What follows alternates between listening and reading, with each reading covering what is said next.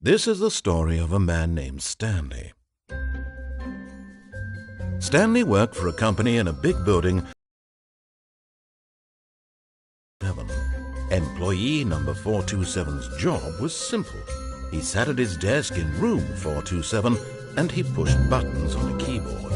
Orders came to him through a monitor on his desk, telling him what buttons to push, how long to push them, and in what order. This is what employee 427 did every day of every month of every year. And although others might have considered it soul-rending, Stanley relished every moment that the orders came in, as though he had been made exactly for this job. And Stanley was happy. And then one day, something very peculiar happened. Something that would forever change Stanley. Something he would never quite forget. He had been at his desk for nearly an hour when he realized that not one single order had arrived on the monitor for him to follow. No one had showed up to give him instructions, call a meeting, or even say hi. Never in all his years at the company had this happened, this complete isolation. Something was very clearly wrong.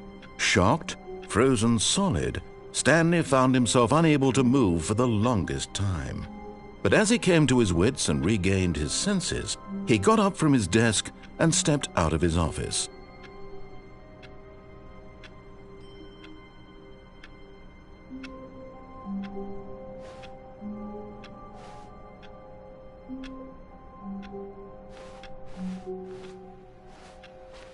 All of his co-workers were gone. What could it mean? Stanley decided to go to the meeting room. Perhaps he had simply missed a memo.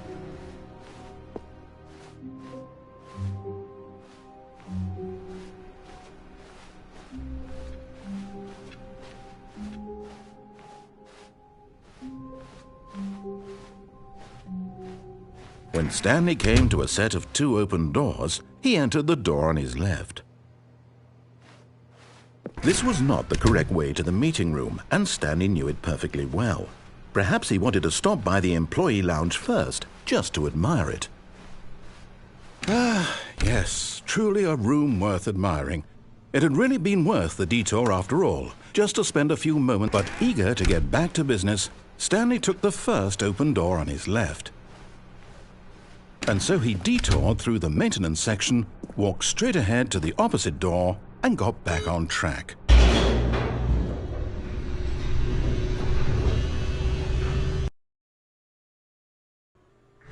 But Stanley didn't want to go back to the office. He wanted to wander about and get even further off track. So now in order to get back, he needed to go, from here it's, left. Oh, no, it's to the right, my mistake. No, not the right. Why would I have ever said it was to the right? What was I thinking? It's clearly... Oh dear, would you hold on for a minute, please? Now, let's see, we went down right, left, down, left, right. Yep, okay, yes. I've got it now. This story is absolutely, definitely this way.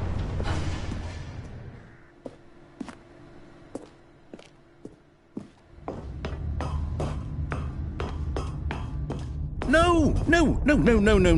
This isn't right at all. You're not supposed to be here yet. This is all a spoiler. Quick, Stanley, close your eyes. Okay. We just have to get back to, oh, who am I kidding? It's all rubbish now. The whole story completely unusable. How about, rather than waste my time trying to salvage this nonsense, we'll just restart the game from the beginning. And this time, suppose we don't wander so far off track, Okay, from the top.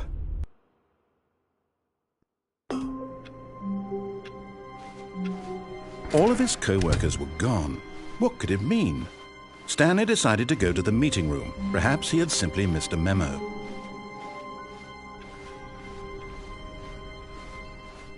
When Stanley... Wait, what?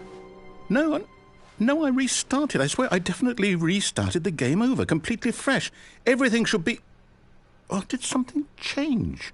Stanley, did you change anything when we were back in that room with all the monitors? Did you move the story somewhere or... Hold on. Why am I asking you? I'm the one who wrote the story. It was right here just a minute ago. I know for sure that it's here somewhere. Okay, then. It's an adventure. Come, Stanley. Let's find the story.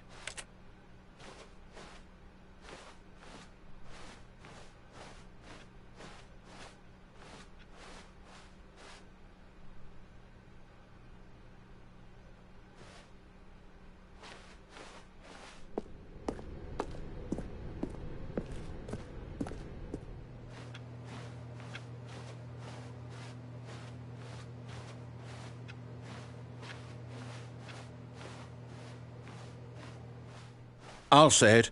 This is the worst adventure I've ever been on. I can promise you there definitely was a story here before.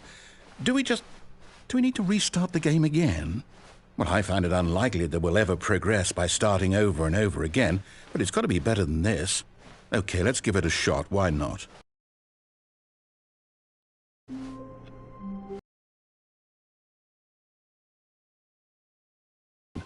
Stanley decided to go to the meeting room. Perhaps he had simply missed a memo.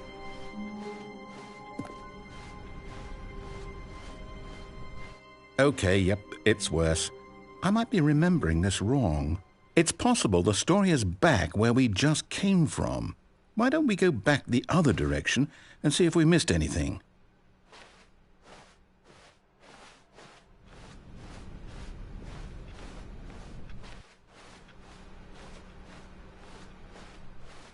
Aha! I knew we'd missed something. The story. Here it comes. No, wait, never mind. Not the story. Okay, let's head back the other way and retrace our steps.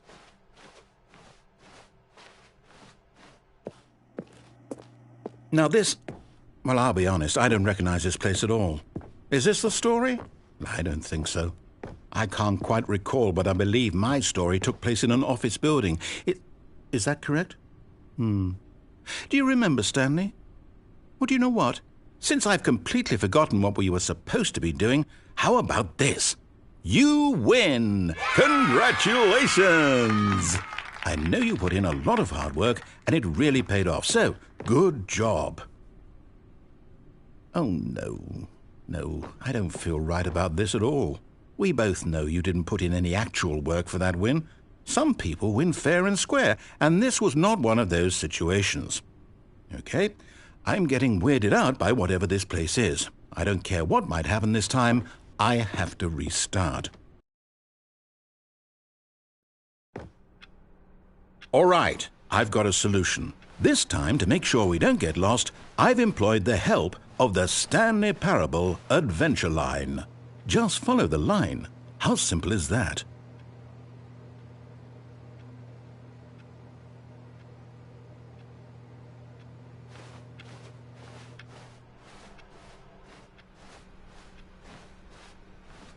No, I'm down. We're leaving it up to the line from now on.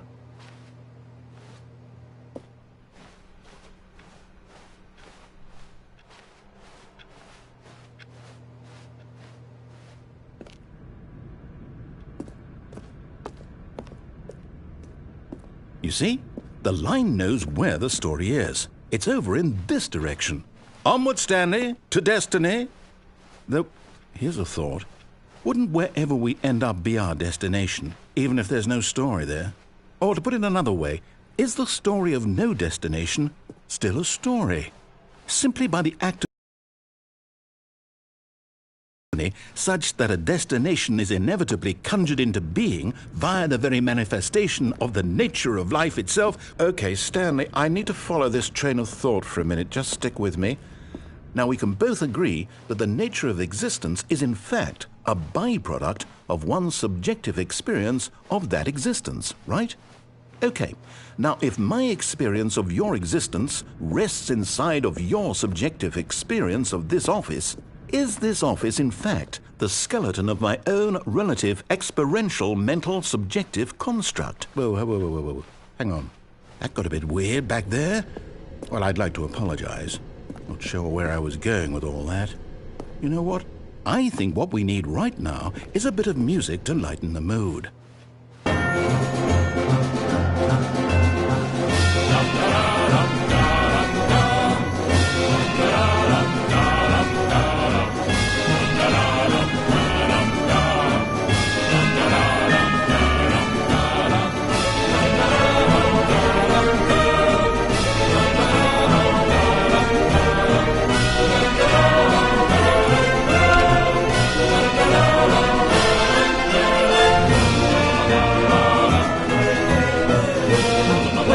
Cut the music, go back and look at that fern.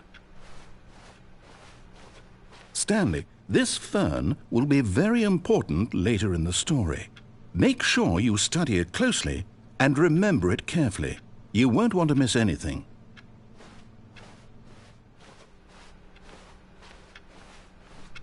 Wait, what? We're back at the office? No. Line, you do know we're looking for the Stanley Parable, right? The story? Is any of this ringing a bell?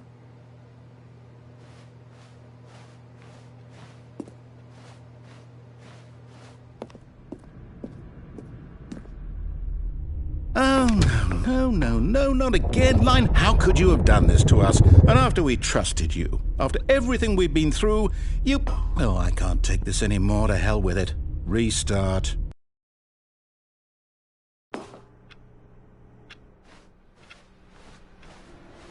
You know what, Stanley?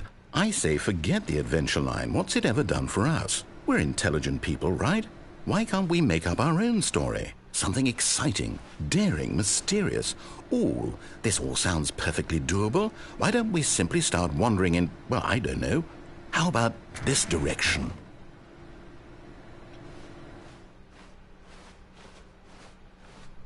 Now, yes, this is exciting. Just me and Stanley forging a new path, a new story. Well, it could be anything. What do you want our story to be? Go wild. Use your imagination. Whatever it might be, Stanley, I'm ready for it. Oh, no, not you again.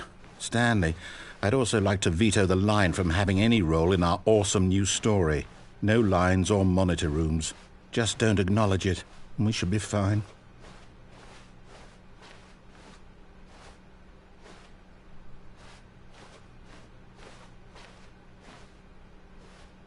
Ah, a choice. We get to make a decision. From here, the story is in our control. How important we mustn't squander the opportunity. In fact, I believe I need a minute to think here. Just walk in circles for a minute. Okay, so I know that each door has to lead somewhere, which means that somewhere at the place where we're trying to go, there must be a reverse door that leads here. And that in turn means that our destination corresponds with the counter-inverted reverse door's origin. So starting from the right, let us ask, will taking the right door lead us to where we're going? And since the answer is clearly yes, then by all accounts, the door on the right is the correct one. Another victory for logic. Come, Stanley, our destiny awaits. Oh, hold up, what's this? The confusion ending. You're telling me that's what this is? It's all one giant ending? And we're supposed to restart the game, what, eight times? That's really how all this goes? It's all determined? So now, according to the schedule, I restart again. Then what? Am I just supposed to forget? Well, what if I don't want to forget? My mind goes blank simply because it's written here on this thing, wall. Well, who consulted me? Why don't I get to decide? Why don't I get a say in all of this? Is it really? No, it can't be. I don't want it to be. I don't want the game to keep restarting. I don't want to forget what's going on. I don't want to be trapped like this. I won't restart the game. I won't do it. I won't do it. I won't do it. And the timer stopped? Does that mean, did we do it? Did we break the cycle? The whatever it is that made this schedule? How would we even know? Will someone come for us? Will something happen?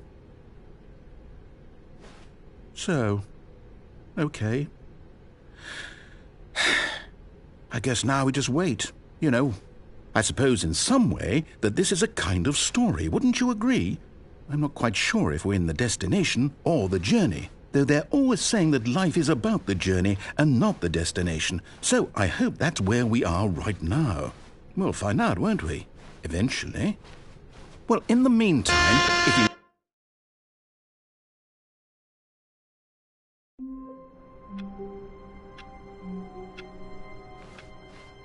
All of his co-workers were gone. What could it mean? Stanley decided to go to the meeting room. Perhaps he had simply missed a memo.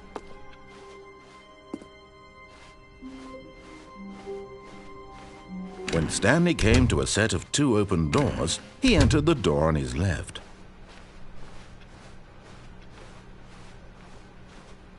Yet there was not a single person here either. Feeling a wave of disbelief, Stanley decided to go up to his boss's office, hoping he might find an answer there.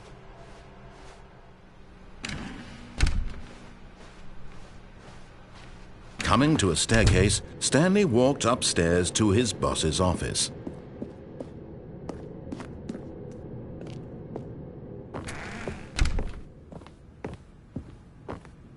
Stepping into his manager's office, Stanley was once again stunned to discover not an indication of any human life. Shocked, unraveled, Stanley wondered in disbelief who orchestrated this. What dark secret was being held from him? What he could not have known was that the keypad behind the boss's desk guarded the terrible truth that his boss had been keeping from him. And so the boss had assigned it an extra secret PIN number, 2845. But of course, Stanley couldn't possibly have known this.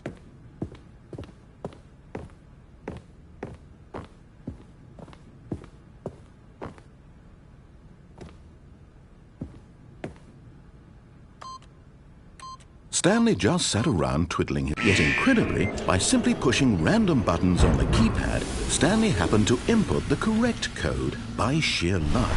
Amazing. He stepped into the newly opened passageway.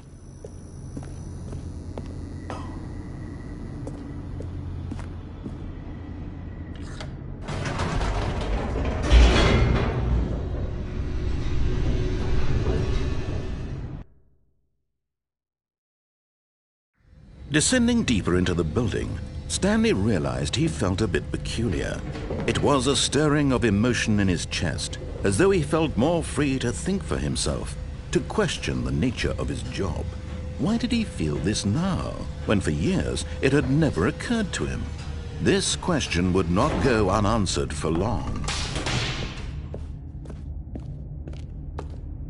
Stanley walked straight ahead through the large door that read Mind Control Facility.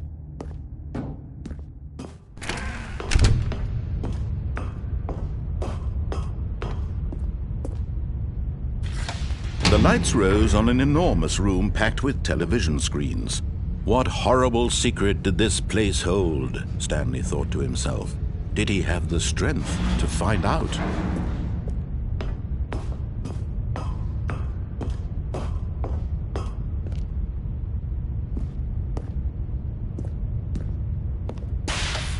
Now the monitors jumped to life, their true nature revealed. Each bore the number of an employee in the building, Stanley's co-workers. The lives of so many individuals reduced to images on a screen, and Stanley, one of them, eternally monitored in this place where freedom meant nothing.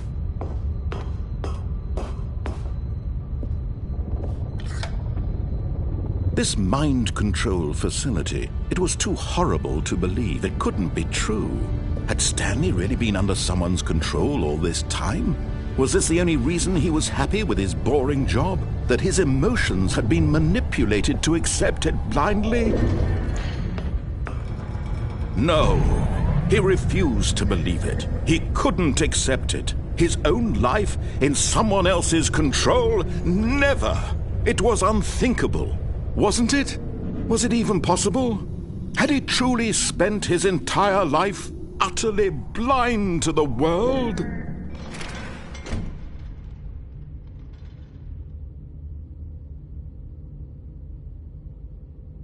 But here was the proof, the heart of the operation. Controls labeled with emotions, happy or sad or content.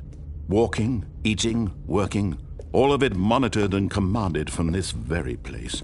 And as the cold reality of his past began to sink in, Stanley decided that this machinery would never again exert its terrible power over another human life. For he would dismantle the controls once and for all.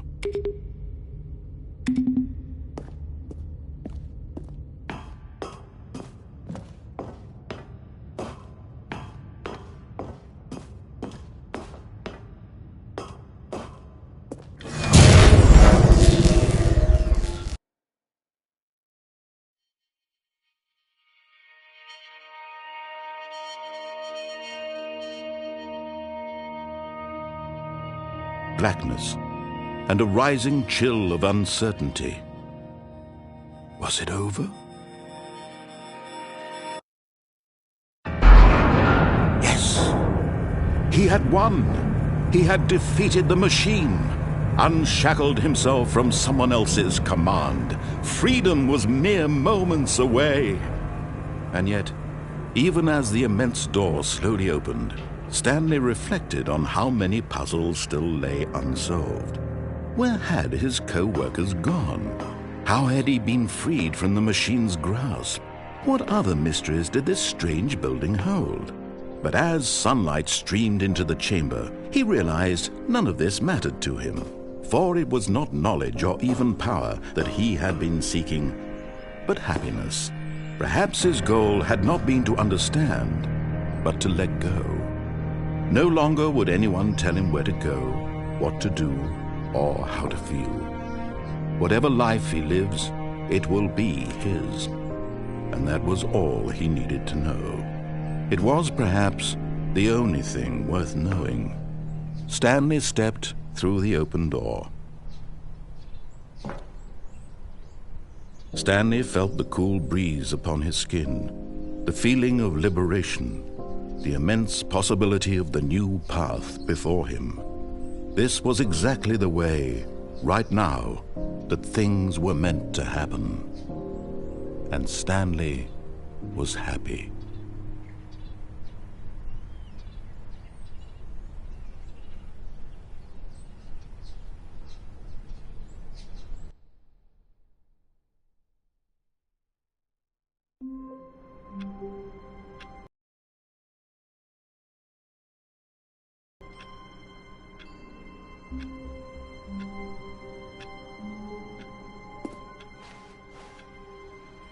All of his co-workers were gone. What could it mean? Stanley decided to go to the meeting room. Perhaps he had simply missed a memo.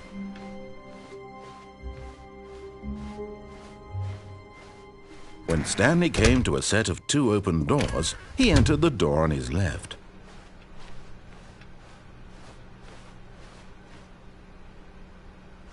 Yet there was not a single person here either. Feeling a wave of disbelief, Stanley decided to go up to his boss's office, hoping he might find an answer there. Coming to a staircase, Stanley walked upstairs to his boss's office.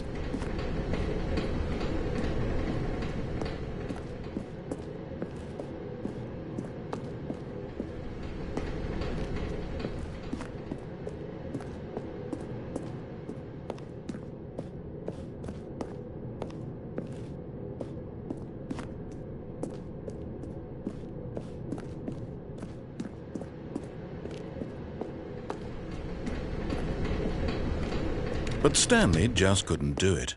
He considered the possibility of facing his boss, admitting he had left his post during work hours. He might be fired for that. And in such a competitive economy, why had he taken that risk? All because he believed everyone had vanished? His boss would think he was crazy. And then something occurred to Stanley. Maybe He thought to himself, maybe I am crazy. All of my co-workers blinking mysteriously out of existence in a single moment for no reason at all. None of it made any logical sense. And as Stanley pondered this, he began to make other strange observations. For example, why couldn't he see his feet when he looked down?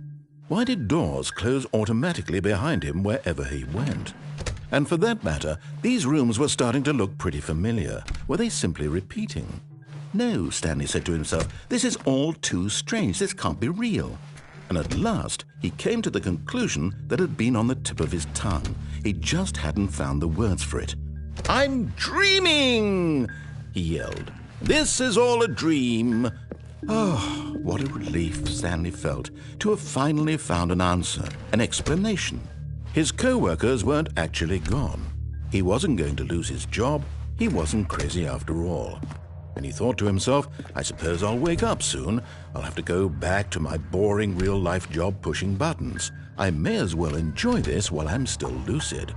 So he imagined himself flying and began to gently float above the ground.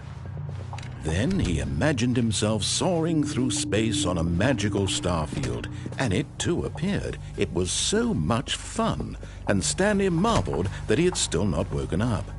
How was he remaining so lucid? And then perhaps the strangest question of them all entered Stanley's head. One he was amazed he hadn't asked himself sooner. Why is there a voice in my head dictating everything that I'm doing and thinking? Now the voice was describing itself being considered by Stanley, who found it particularly strange. I'm dreaming about a voice describing me, thinking about how it's describing my thoughts, he thought. And while he thought it all very odd and wondered if this voice spoke to all people in their dreams, the truth was that, of course, this was not a dream. How could it be? Was Stanley simply deceiving himself, believing that if he's asleep, he doesn't have to take responsibility for himself? Stanley is as awake right now as he's ever been in his life. Now, hearing the voice speak these words was quite a shock to Stanley.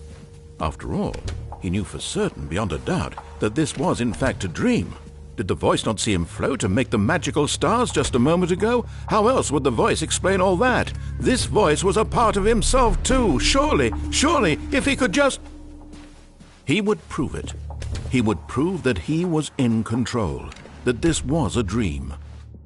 So he closed his eyes gently, and he invited himself to wake up. He felt the cool weight of the blanket on his skin, the press of the mattress on his back, the fresh air of a world outside this one. Let me wake up, he thought to himself. I'm through with this dream. I wish it to be over. Let me go back to my job. Let me continue pushing the buttons. Please, it's all I want. I want my apartment and my wife and my job. All I want is my life exactly the way it's always been. My life is normal. I am normal. Everything will be fine. I am okay.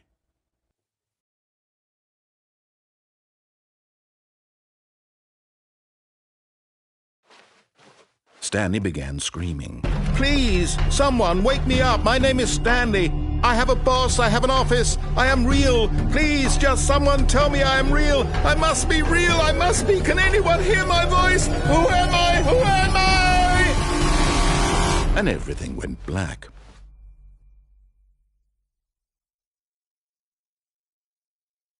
This is the story of a woman named Mariella. Mariella woke up on a day like any other. She arose, got dressed, gathered her belongings, and walked to her place of work. But on this particular day, her walk was interrupted by the body of a man who had stumbled through town talking and screaming to himself, and then collapsed dead on the sidewalk. And although she would soon turn to go call for an ambulance, for just a few brief moments she considered the strange man. He was obviously crazy.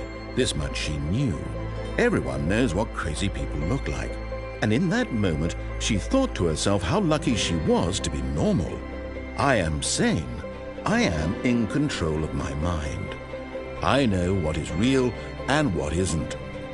It was comforting to think this, and in a certain way, seeing this man made her feel better. But then she remembered the meeting she had scheduled for that day, the very important people whose impressions of her would affect her career, and by extension, the rest of her life. She had no time for this, so it was only a moment that she stood there, staring down at the body. And then she turned and ran.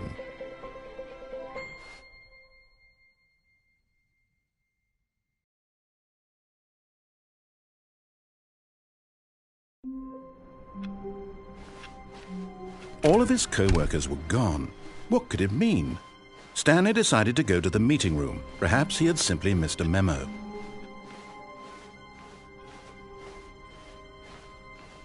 When Stanley came to a set of 2 open doors, he entered the door on his left.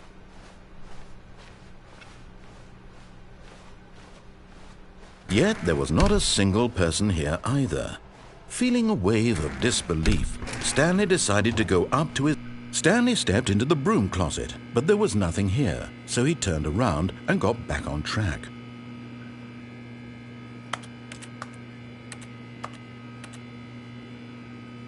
There was nothing here, no choice to make, no path to follow, just an empty broom closet. No reason to still be here.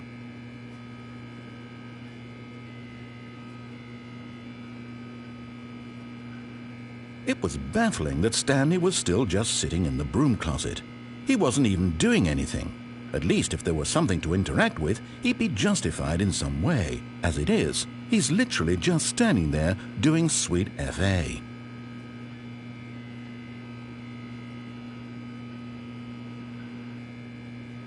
Are you really still in the broom closet? Standing around doing nothing? Why? Please offer me some explanation here. I'm genuinely confused.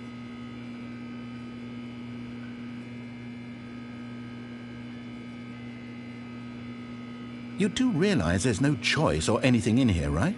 If I'd said Stanley walked past the broom closet, at least you would have had a reason for exploring it to find out. But it didn't even occur to me because literally this closet is of absolutely no significance to the story whatsoever. I never would have thought to mention it.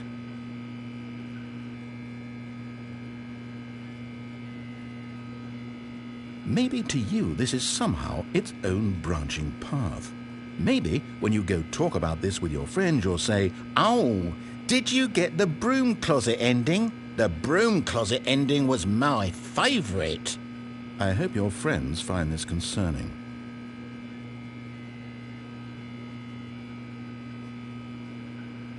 Stanley was fat and ugly and really stupid.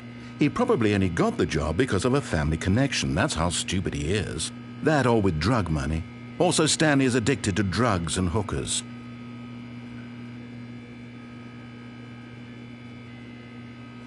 Well, I've come to a very definite conclusion about what's going on right now. You're dead. You got to this broom closet, explored it a bit, and were just about to leave because there's nothing here, when a physical malady of some sort shut down your central nervous system and you collapsed in front of your screen. Well, in a situation like this, the responsible thing is to alert someone nearby so as to ensure that your body is taken care of before it begins to decompose. Hello? Anyone who happens to be nearby? The person at this computer is dead. They have fallen prey to any number of your countless human physiological vulnerabilities. It's indicative of the long-term sustainability of your species. Please remove their corpse from the area and instruct another human to take their place, making sure they understand basic first-person video game mechanics and filling them in on the history of narrative tropes in video gaming, so that the irony and insightful commentary of this game is not lost on them. All right, when you've done that, just step out into the hallway.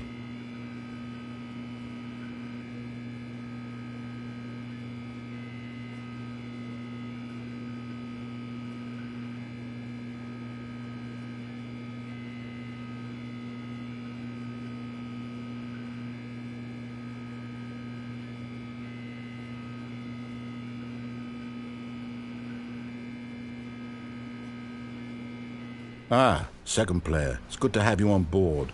I guarantee you can't do any... Coming to a staircase, Stanley walked upstairs to his boss's office.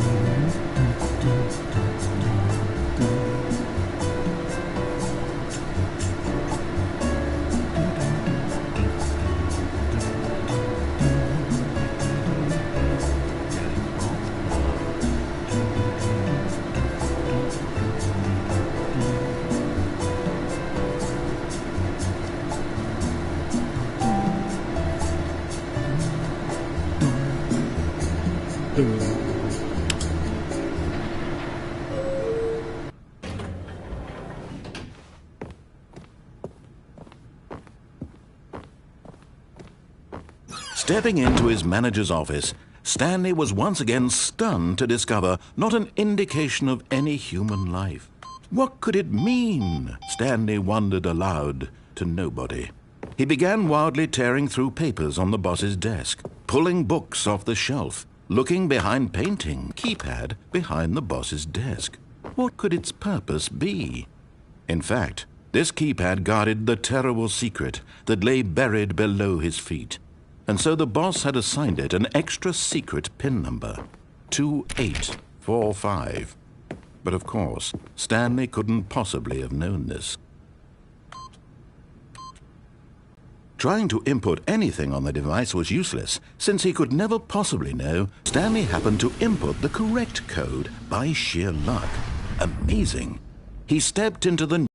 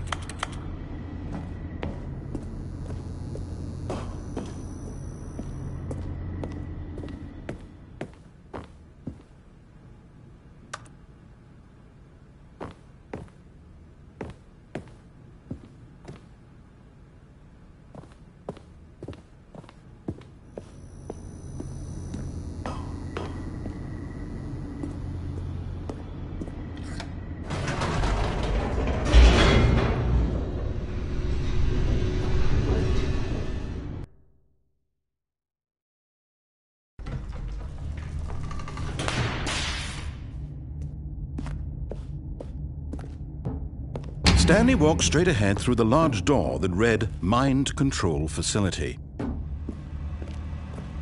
Although this passageway had the word Escape written on it, the truth was that at the end of this hall, Stanley would meet his violent death. The door behind him was not shut. Stanley still had every opportunity to turn around and get back on track. At this point, Stanley was making a conscious, concerted effort to walk forward and willingly confront his death.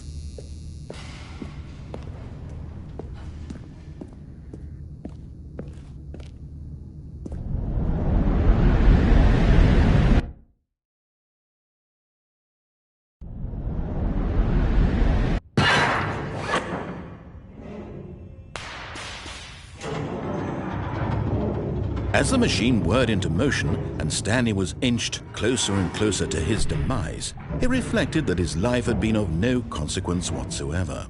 Stanley can't see the bigger picture. He doesn't know the real story, trapped forever in his narrow vision of what this world is.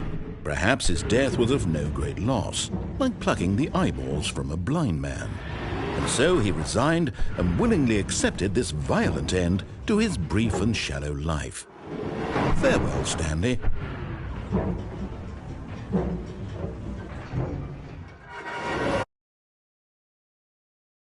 "Farewell, Stanley," cried the narrator, as Stanley was led helplessly into the enormous metal jaws. In a single visceral instant, Stanley was obliterated as the machine crushed every bone in his body, killing him instantly.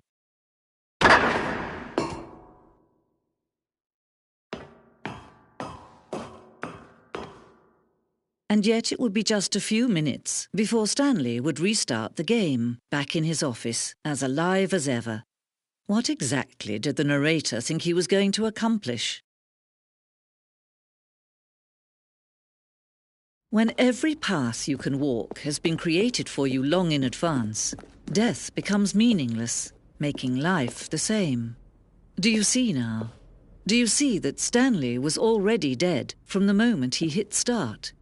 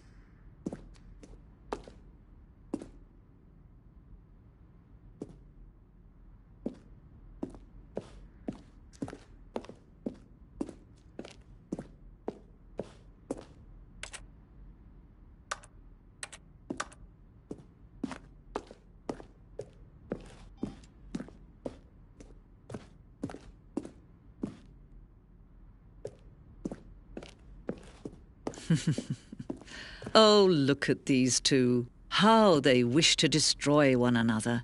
How they wish to control one another. How they both wish to be free.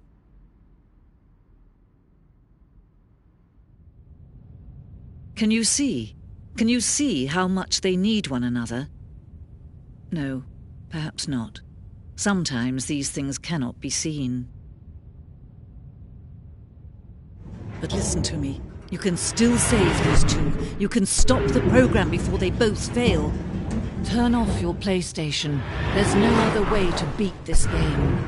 As long as you move forward, you'll be walking someone else's path. Stop now and it'll be your only true choice. Whatever you do, choose it. Don't let time choose for you. Don't let...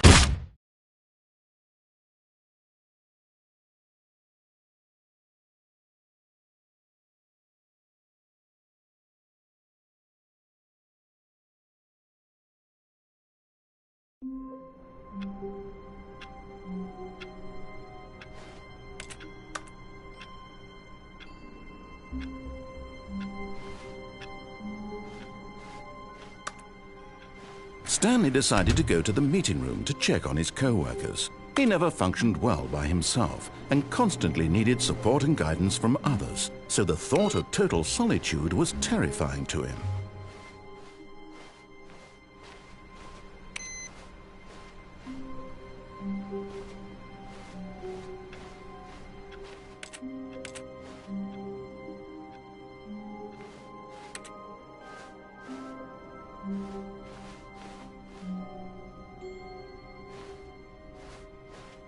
When Stanley came to a set of 2 open doors, he entered the door on his left.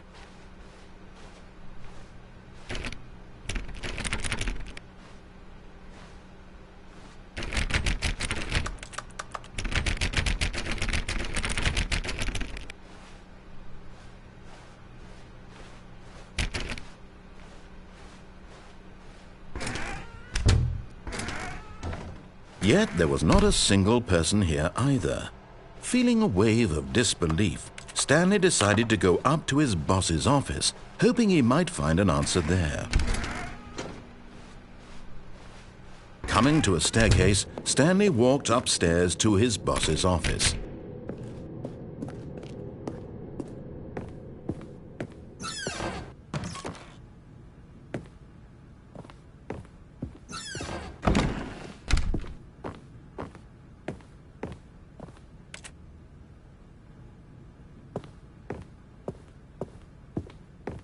The moment he entered his manager's office, Stanley froze in his tracks.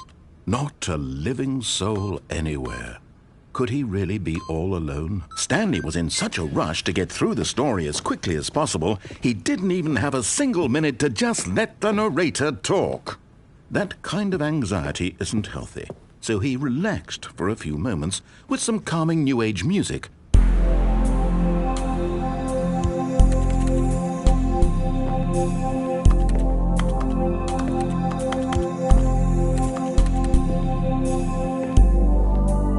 Feeling soothed and rejuvenated, Stanley calmly walked forward into the opened passageway.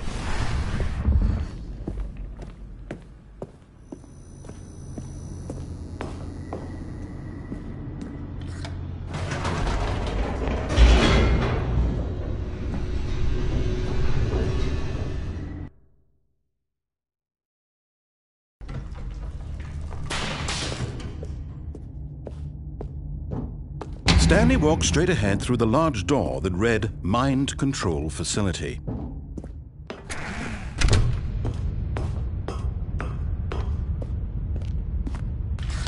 The lights rose on an enormous room packed with television screens.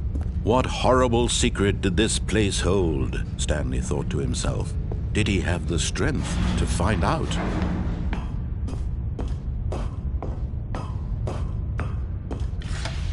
Now the monitors jumped to life, their true nature revealed. Each bore the number of an employee in the building, Stanley's co-workers. The lives of so many individuals reduced to images on a screen, and Stanley, one of them, eternally monitored in this place where freedom meant nothing.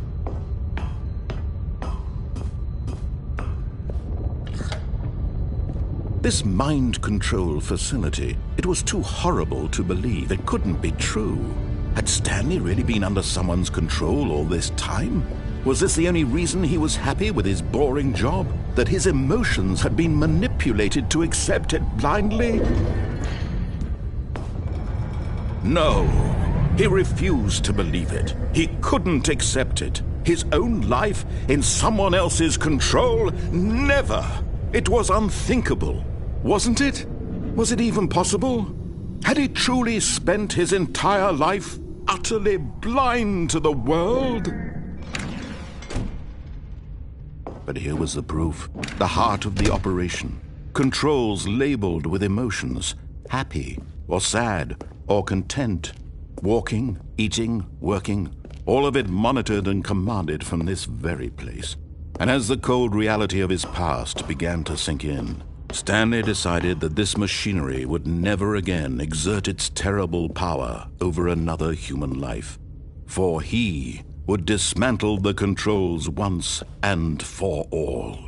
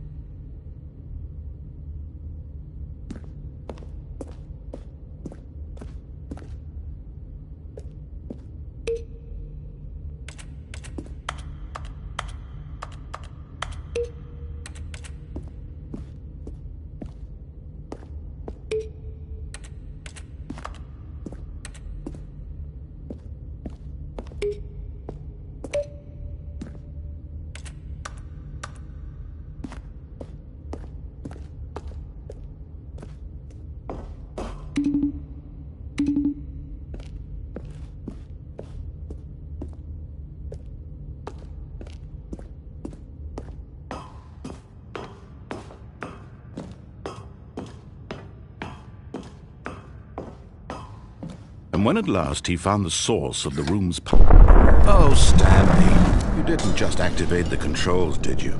After they kept you enslaved all these years, you go and you try to take control of the machine for yourself. Is that what you wanted? Control? Oh, Stanley, I applaud your effort, I really do. But you need to understand, there's only so much that machine can do.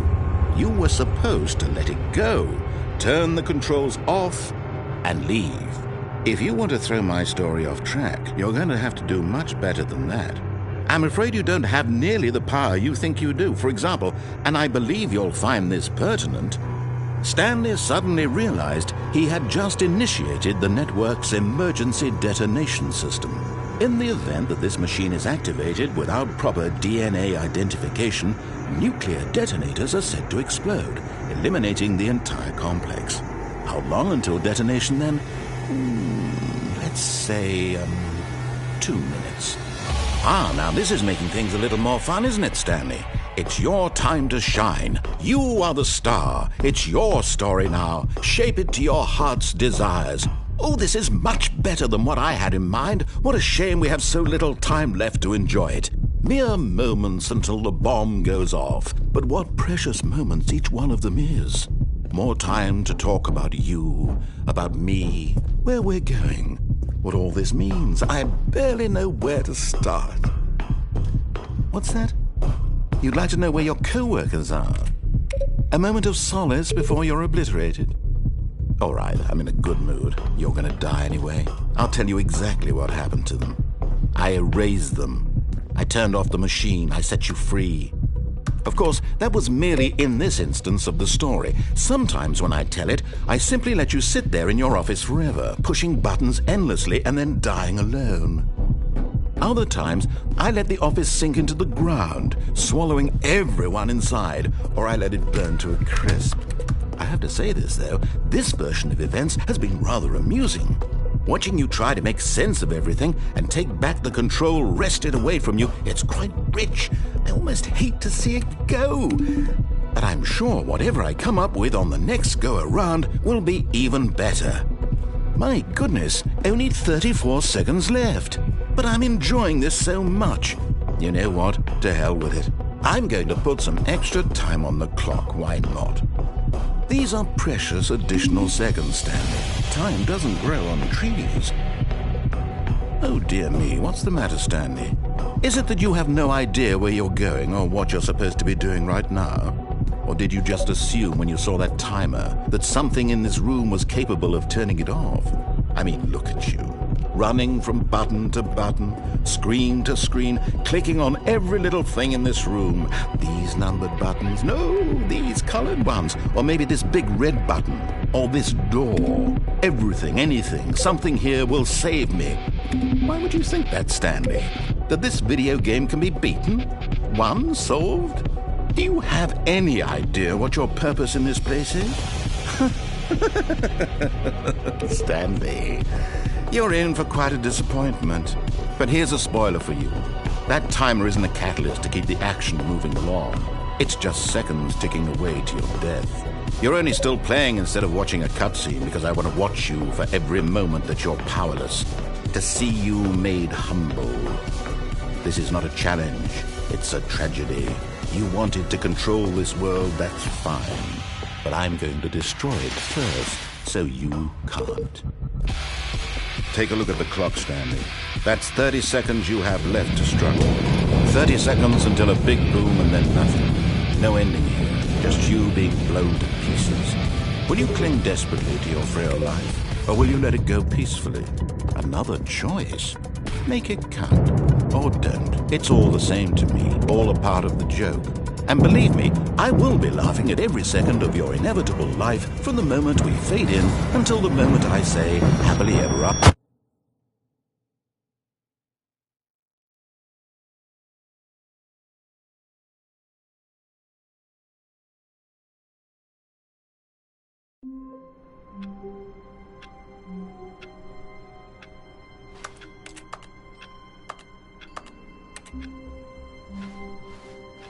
Already this was uncomfortable, and Stanley decided that as soon as he found a new space he felt safe in, that he would never leave it again in his life.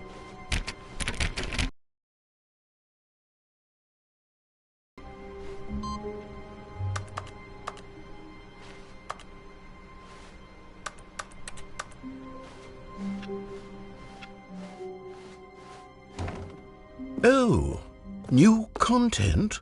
What does that mean, new content?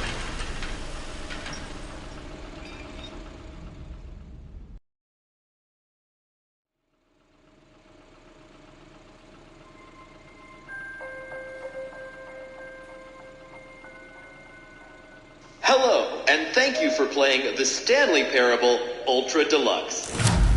As you may know, The Stanley Parable was a video game released in 2013 on home computers. After receiving critical and commercial success, it was expanded upon in 2022 with The Stanley Parable Ultra Deluxe, a reimagining of the game for consoles and home computers. The Stanley Parable Ultra Deluxe features exciting new content that broadens and expands the world of The Stanley Parable, delighting audiences the world over.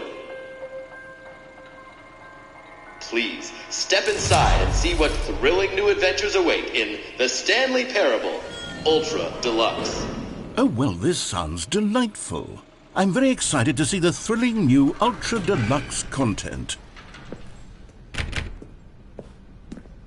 Okay, so far it's an elevator.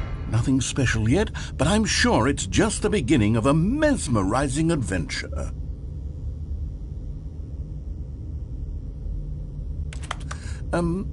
Is it broken? What's going on here? Should we be moving somewhere or... Oh, here we go. All right, finally, at long last, it's on to the new content. I've never been more ready. Let's do it.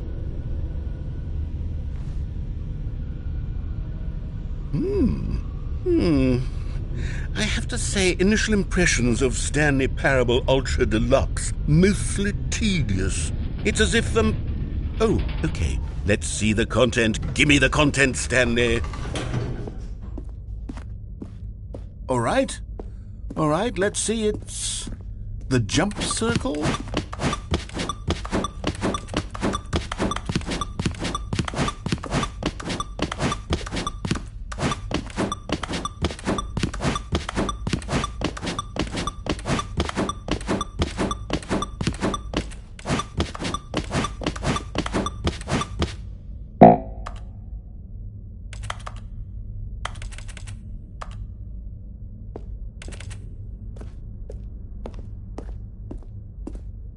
Is that it? Surely that's not all the new content. There has to be something else, right?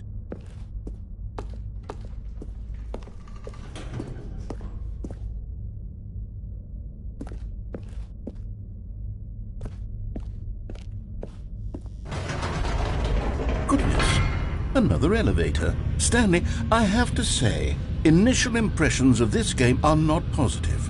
It's just elevators and jumping. Is this what passes for exciting new content? If this is new content, then I could just read you the whole dictionary. There's 20 hours of new content right there. Hell, I could count to 30 trillion. You could put that on the box. The Stanley Parable Ultra Deluxe, now with over 1,000 hours of new content. And if... Oh, wait. There's more.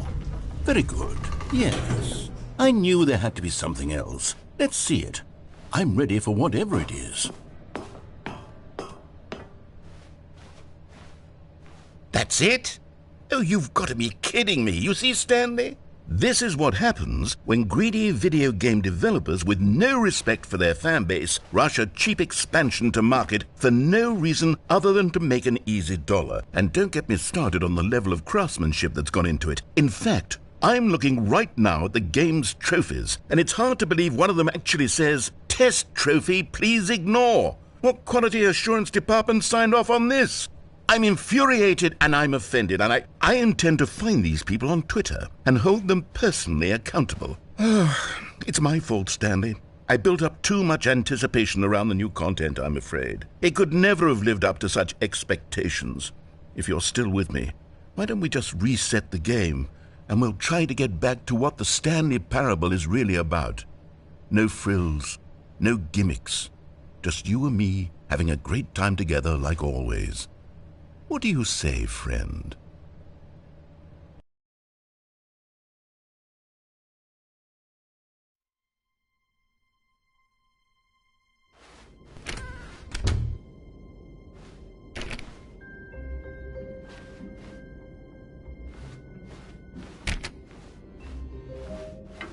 Psst! Stanley! Come over here! In the vent! I want to show you something!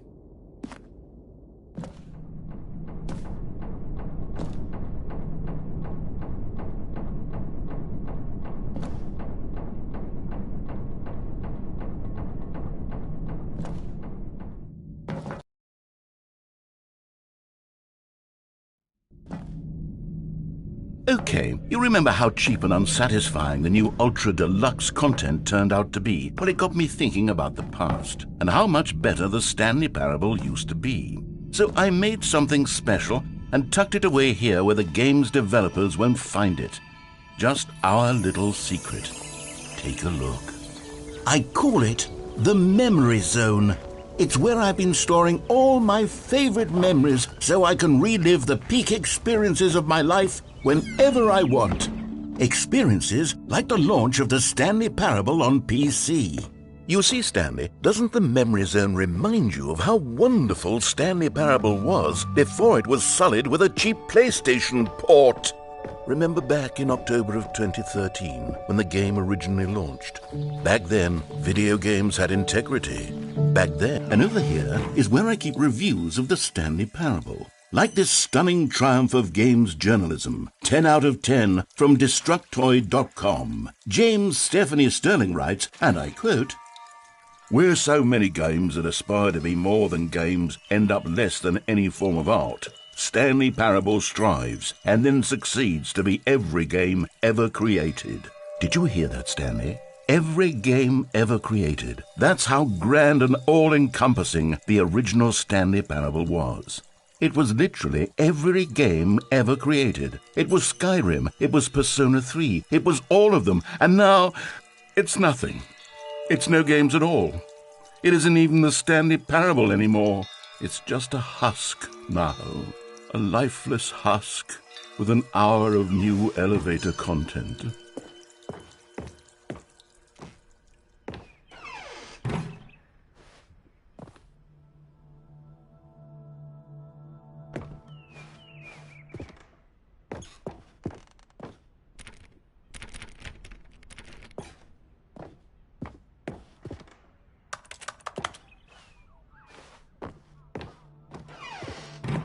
Here's another moving passage, this time from GameSpot.com.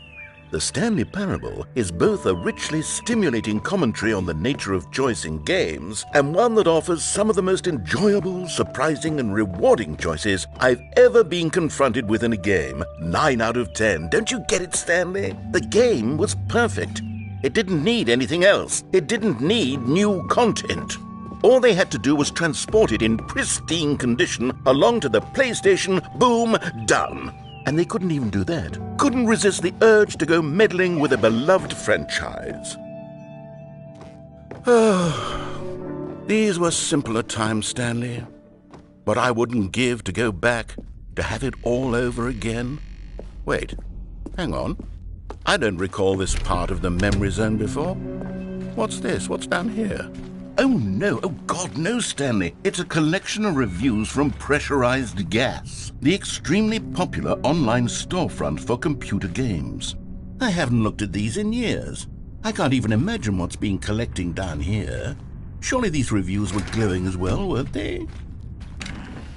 Honestly, I could not be bothered to play this game to full completion. The narrator is obnoxious and unfunny, with his humor and dialogue proving to be more irritating than entertaining. Unfunny! I'm not trying to be funny. I'm trying to make a serious work of art.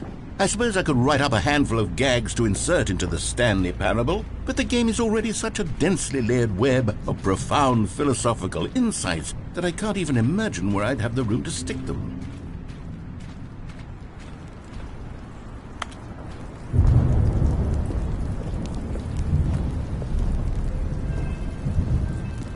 Okay, let's see what this one says. While the idea for the game is good, for someone who prefers non-linear games, this preachiness gets annoying fast. Preachy? Stanley? I'm not preachy, am I? You can tell me if I'm preachy. Honestly, you can. Oh, goodness. This is actually quite shocking for me. Well, to be honest, I had always thought of the game's dialogue as being rather terse to begin with. You can't know how much fluff I cut from the game to get it to feel as light and airy as it... Well, I always thought it did. But maybe it wasn't. Oh dear. What an awful memory to have to hold on to. These black marks on my otherwise unimpeachable track record. I feel like a failure. Like I let these people down. Perhaps the Stanley Parable isn't quite as sterling as I always remembered. What's this one got to say? You constantly have to stop doing anything so the narrator can catch up with his long-winded explanations of what's happening. I wish there was a skip button. A skip button? Well, yes. Yes, I think we can do that. If I'm truly too preachy, then maybe letting you skip ahead for just a moment, surely it couldn't hurt. Not if it means we can strike these negative reviews from the record. Only positive reviews of the Stanley Parable. That's my motto today, and it's always been my motto. I'd do anything for the customer, Stanley. Yes, a skip button we shall have. And here it is. Go ahead and give it a shot. I'll pop you... Oh, you're back, you see. You were only frozen in time for a few minutes, but it was plenty of time for me to deliver a long, rambling monologue full of unnecessary Well, there's sport. You really did catch me rambling on a bit, didn't you? But that's the power of the button. The minute I start to go off on a thoughtless display of self-absorption... Okay, welcome back, Stanley. Now, I should say that the amount of time the button has been skipping through is becoming longer and longer. That last one was, well, I want to say maybe 30, 45 minutes? Stanley, please don't push the button again. It's been 12 hours. You've just been frozen there. I don't know why the skips are getting longer, but they're... Oh, Stanley, you're back. You're back. Oh, my goodness. I have someone to talk to again. Stanley, I think it's been a week. Or 2 weeks. I've been sitting here all that time. Just sitting here. Not a single person to speak with. And you'd think that that's just how it's always been, right? Oh, hello. It's you. You're here again. Welcome. I have had time to think about you and about us and about everything we've been through. I've had so much time, I stopped keeping track after a year. Have you ever sat down in one place and not moved for one entire year? Let me describe it for you. To begin with, there is only regret.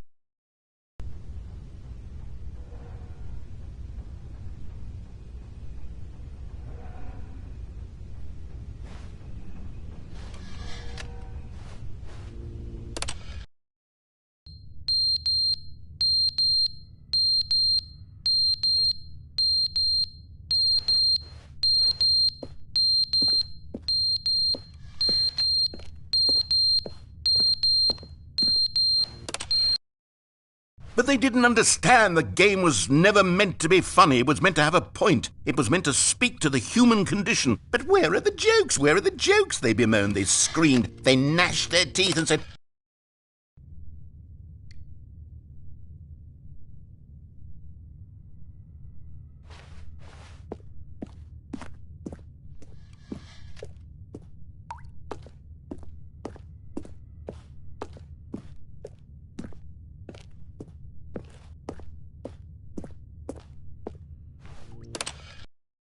the end is never the end, is never the end, is never the end, is never the end, is never the end, is never the end, is never the end, is never the end, is never the end, is...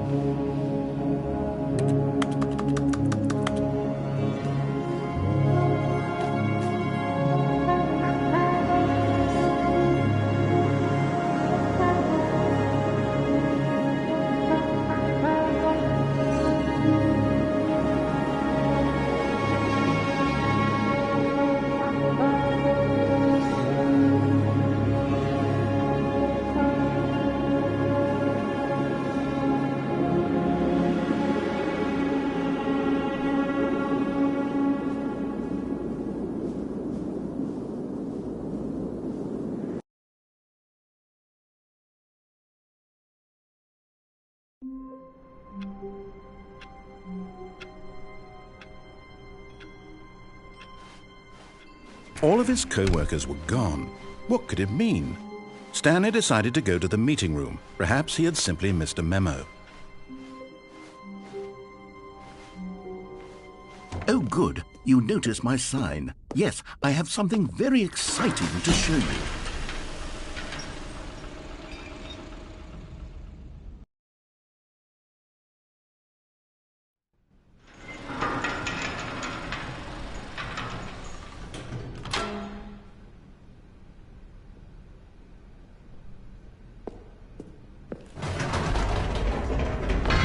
You see, Stanley, I've been reflecting on the Stanley Parable and about how roundly disappointing this ultra-deluxe version has turned out to be. The original Stanley Parable was a landmark. and any new content for it should live up to that legacy. So forget this Ultra Deluxe nonsense. I say we take it one step even further. Which is why I'm very proud to announce for the first time ever, the Stanley Parable 2.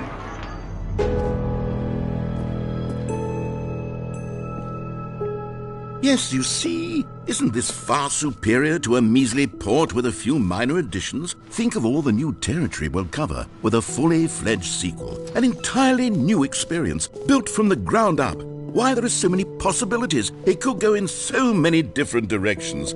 This is what fans have truly been asking for.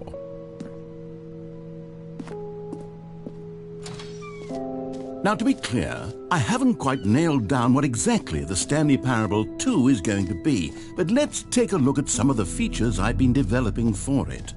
I figure that if I can loosely organize a handful of interesting concepts, that surely the game will sort of naturally spring up around them. It'll all work itself out. Game development is much more of a fuzzy magic than anything scientific or logical, really. Here we are. Go on, try out some of the new features.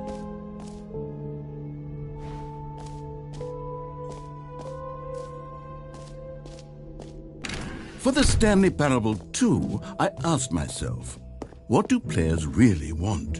And of course, the first and most obvious answer is that they want to be individually recognized and validated as people. Jim. Sorry, I should have clarified. Right now, the button only says the name Jim. But of course, in the final game, this button will say your name, whatever name that is.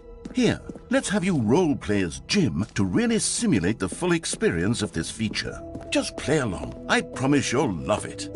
Okay, here we go. Let's take a deep breath, clear your mind, forget whoever you are, and simply become a person named Jim.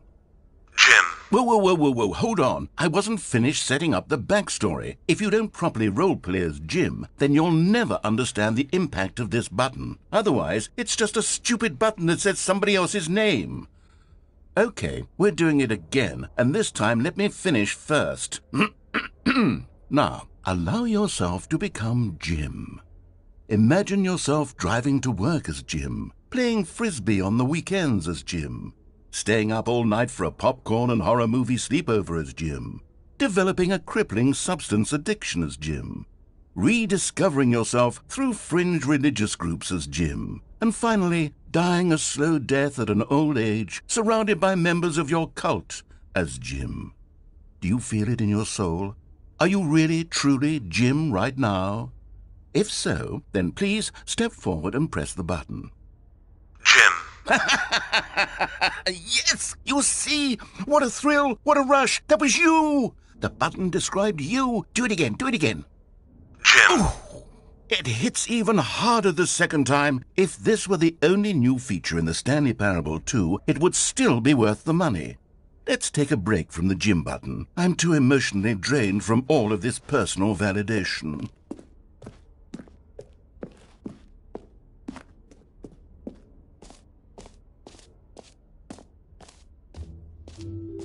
I suppose I could allow only people named Jim to play the Stanley Parable 2. That would actually save me the work of finishing this feature.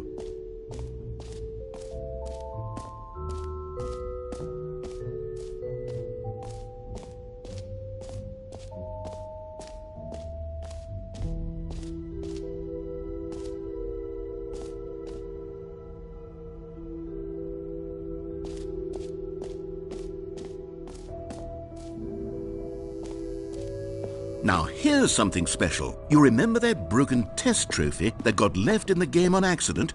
Well, I'm developing a technology to simply give you the trophy. Yes, you see, Okay, perhaps I should have clarified. This is technology that will exist. Right now, the trophy is still fully broken. I'm not a wizard, Stanley, but I guarantee it will be fixed in the sequel to at last satisfy the hordes of ravenous fans all over the world who have been uproariously demanding this feature. Gamers, we hear you, and I promise it will happen.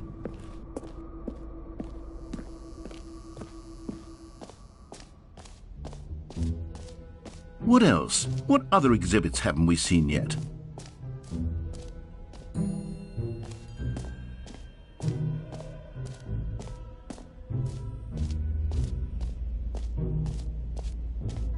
Stanley, here's an idea that I'm truly fond of. It's never been done before in a video game.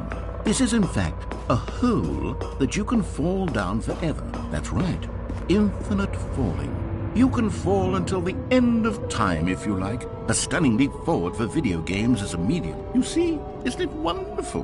One of my more ingenious concoctions, if I do say so. Now then, since you've gotten to see the infinite hole, you can press the teleport button to pop back up to the top, and we can continue onward. Now, I don't mean to be a bummer, but I do recommend you use the teleport button to go back to the top. Maybe do it on the sooner rather than later spectrum of things.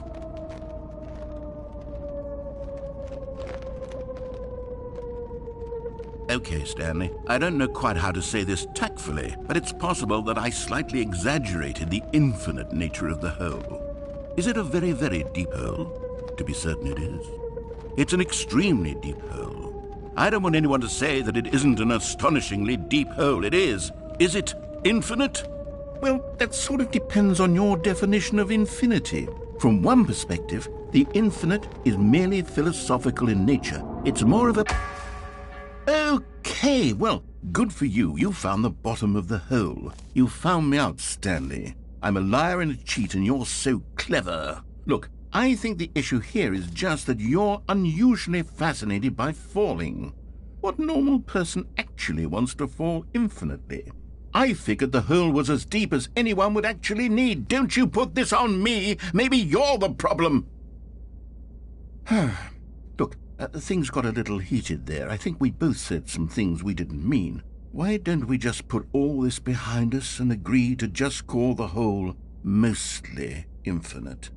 If that works for you, then go ahead and press the teleport button to warp up to the top of the hole and we can move on. I'll just be up here when you're ready.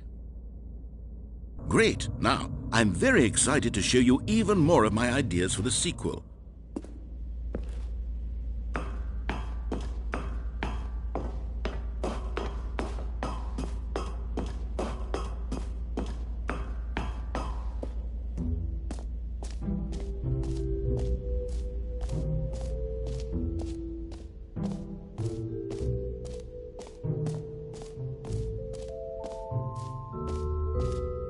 Okay, I'll be honest, I haven't yet decided on this one. I think that in the new version, the office could use a bit of decoration, like balloons. But I'm undecided on Get Well Someday and Happy 12th Birthday. Which would you go with?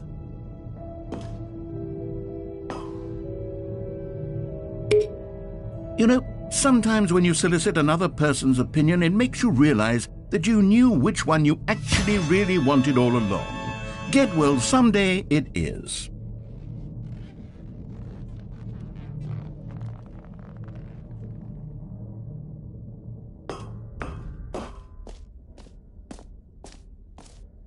Or actually, maybe I should have gone with... No, I've made my decision. We're moving on.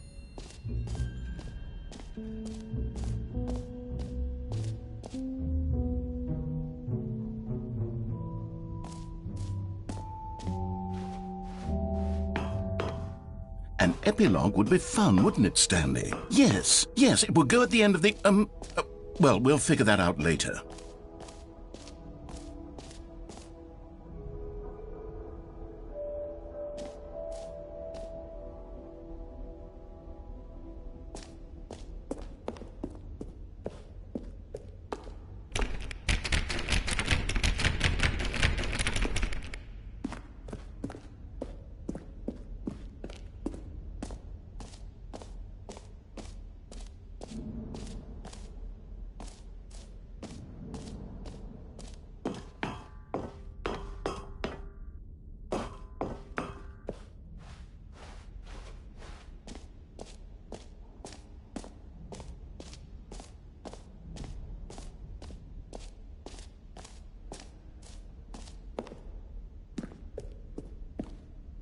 A common complaint of the Stanley Parable was that it was confusing and paradoxical, that it engendered a chaotic sense of reckless despair in those who played it. Well, I'm happy to say that after much consideration, I've engineered a clever solution to this fundamental problem with the game.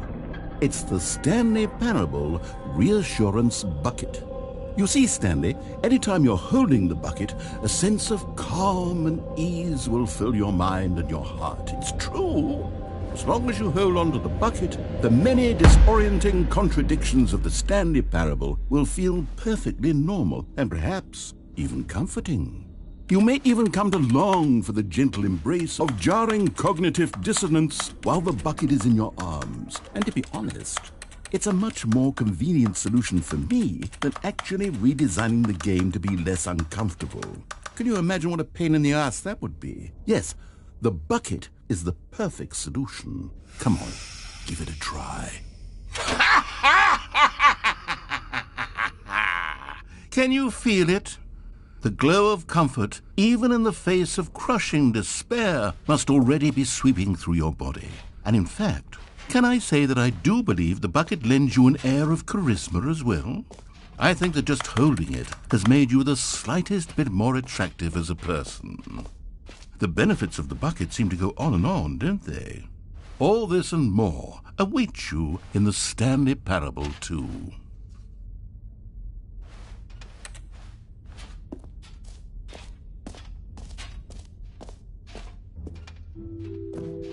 Does anyone give out awards for most enjoyable bucket in a video game?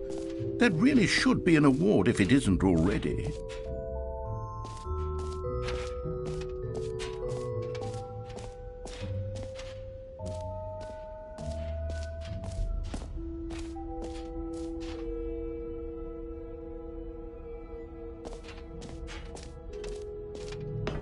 Come now, you've already made your choice. It's true that you chose badly, but we all have to move on from our mistakes.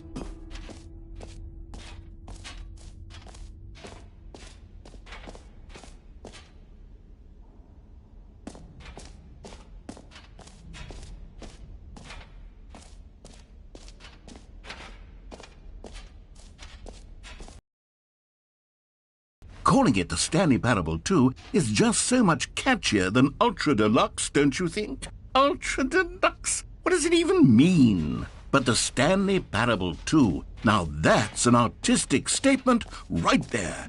It's future-oriented. It screams progress and innovation and long-term franchising potential. Oh, goodness, Stanley, this is fairly awkward. I hate to do this, but before you leave, you really should go to the collectibles exhibit. You see, there is a surprise I was going to spring on you later, and it involves the collectibles. And I really do hate to break the illusion, but it's important that you go see the collectibles, okay? All right, I'll get out of your hair now.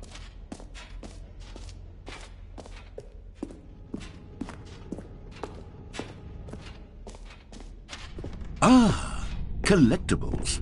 Now it's a real video game. In the Stanley Parable 2, you'll run around gathering up these miniature Stanley figurines. And what's truly innovative is that there will be no reward for collecting all of them. I don't want to stifle the intrinsic joy of watching a number go up. You simply collect all of them, and then you move the hell on with your unremarkable life.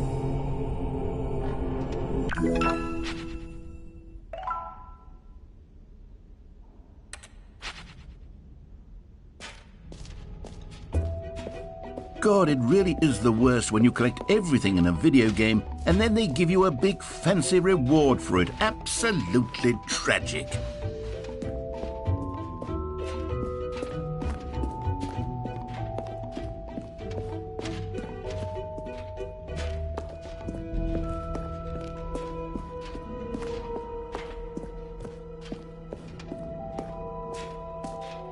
So, Stanley, what do you think? Do you like all of the new features? Yes, I know it's not exactly clear yet how exactly these features will come together as one single coherent video game, but I can feel it in my soul. It's going to work. There's definitely a good game in there somewhere. Say, let's do an experiment. I'll arrange these new features together, and we'll see whether or not it coheres into a meaningful gameplay experience. Okay. Are you ready? Here it is. I give you The Stanley Parable 2.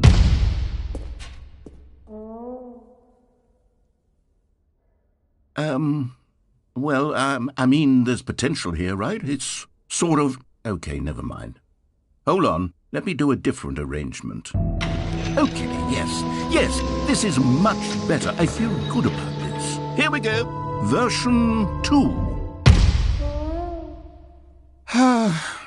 Who am I kidding, Stanley? This isn't a coherent video game at all. It's a lot of gags. And I do very much enjoy creating gags, but they don't add up to anything. I wanted more than anything to create a sequel that would capture all the magic of the first game. I wanted fans to love it. No matter how good these gags are, they won't stand on their own. They would need the structure and the gameplay of the original. Wait, maybe that's it. I can take the original Stanley Parable and simply, insert a few of my new features into it. Tastefully, of course. With respect. With care for the vision and integrity of the original game. Would it possibly work? I suppose it could. But it would need a really, really tremendous title screen. A title screen that says with bold and uncompromising conviction, "This is the Stanley Parable 2. Let me see if I can whip something up. All right, perfect. Go ahead. Take a look.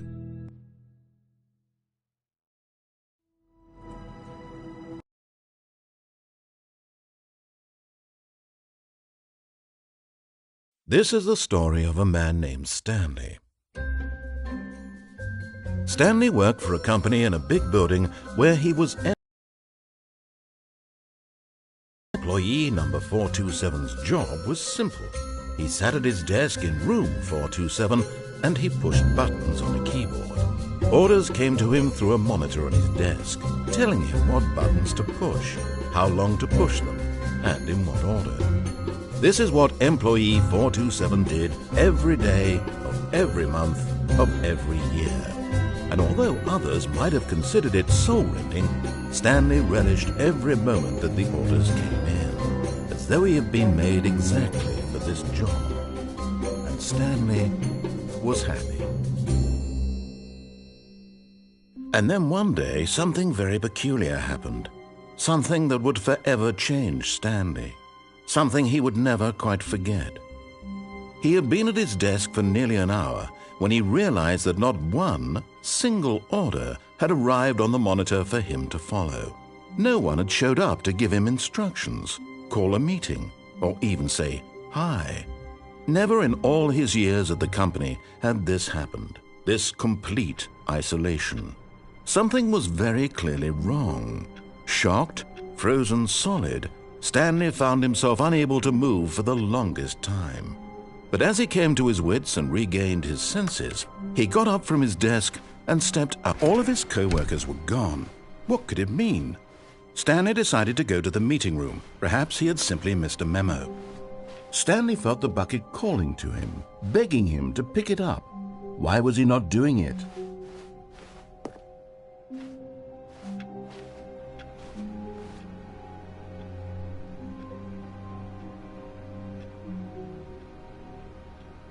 Stanley picked up the bucket.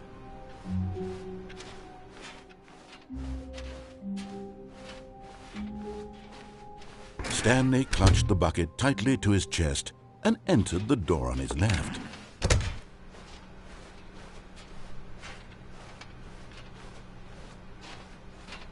Still no one was here. Stanley needed the bucket's warmth and comfort now more than ever. Perhaps his boss's office was where he'd find answers. Coming to a staircase, Stanley and the bucket walked upstairs to the boss's office.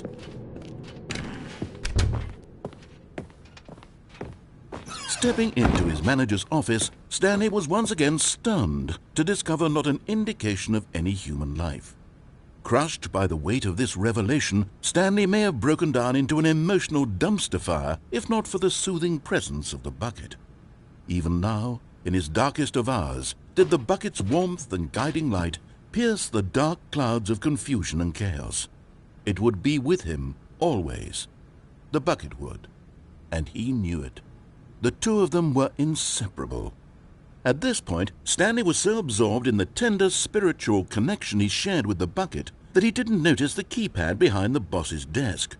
Nor in his bliss of simply being near the bucket did he have any notion that the PIN number for the keypad was 2845.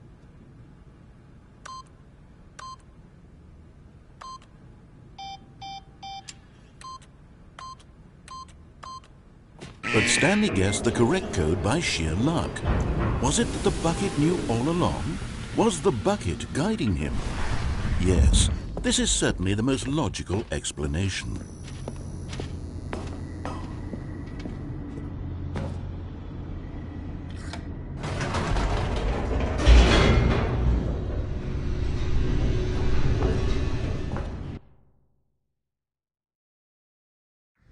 The elevator raced downward, plummeting towards an unknown fate. It would be all Stanley could do to keep himself together, if not for the bucket. Soothing him, comforting him, reassuring that in this darkest moment of uncertainty, he would be all right. The bucket is here for you, Stanley. Everything will be fine. Stanley and the bucket walked straight ahead through the large door that read, Mind Control Facility.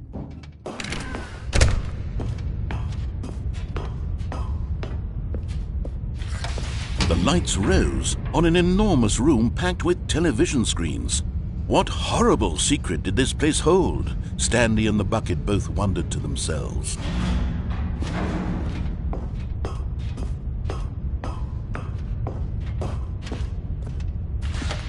The monitors jumped to life, and Stanley nearly dropped the bucket in shock. Everyone in the office was being videotaped, monitored like guinea pigs. The bucket had never seen anything like this, and it very nearly burst into tears as Stanley cradled it gently, reassuring it that everything would be fine. Was the bucket under the mind control facility's influence as well? Had the bucket been told to do things it didn't wish to do? What kinds of things does a bucket want to do or not want to do in the first place? These questions raced furiously in Stanley's feeble mind. No! He screamed into the bucket. He couldn't accept it. His own life in someone else's control, never! He squeezed the bucket tighter. His one friend in the entire world. At this point, he could trust no one except for the bucket.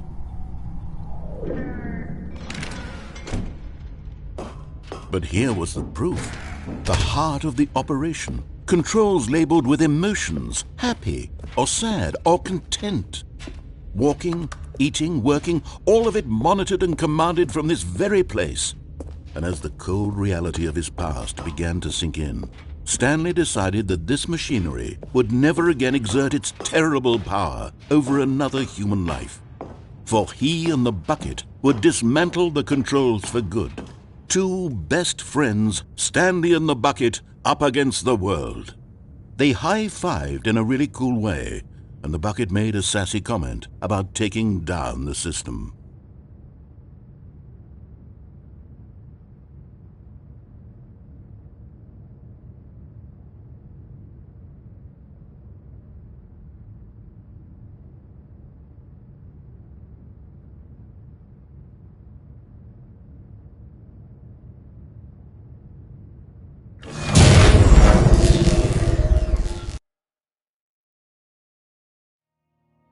Stanley and the bucket waited in blackness. Was it over? Yes, they had done it. Stanley and the bucket had defeated their greatest and darkest enemy, freed themselves from the tyrannical grip of the evil mind control machine. Freedom was now mere moments away. Excitedly, the two of them began to discuss the kind of life they wanted to live once they stepped through this massive door. The bucket wanted to learn to roller skate. Stanley wanted to sneeze in every country on Earth. Both of them wanted to begin watching a movie, any movie, but then stop it halfway through and begin watching it in reverse from the end. True, it was a simple life they envisioned, but it was one they'd lived together, with one another to lean on, to trust, to support, and to... What Wait, what was happening? Why had the door stopped? Was Stanley and the bucket not about to be freed? An unbearable silence filled the room, lingering in uncertainty, until finally the truth hit Stanley square in the face. This building did not want the bucket to leave. Even the facility itself recognized the incredible calming presence of the bucket, needed the soothing warmth of the bucket, would go to any lengths not to part with the bucket. No. Stanley can't leave this place. Not while he has such a precious bucket in his arms. Not while this building has anything to say about it. Stanley realized he would never again leave this very room. But at least he has the bucket. To be trapped eternally in darkness isn't really so bad, Stanley thought to himself. As long as I have my bucket with me, right? I'll be okay, won't I? Stanley gulped. Very soon now, he was about to find out.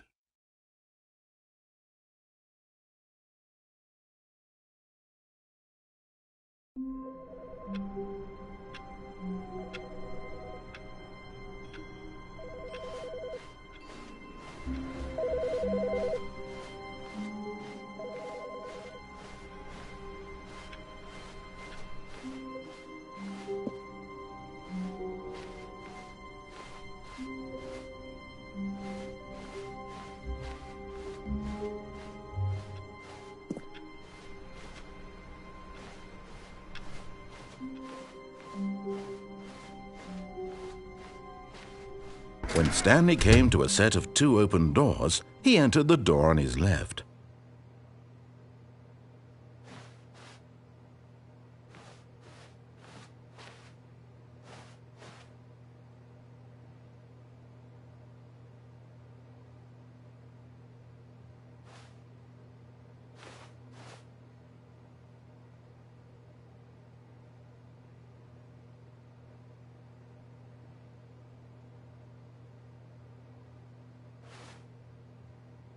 This was not the correct way to the meeting room, and Stanley knew it perfectly well.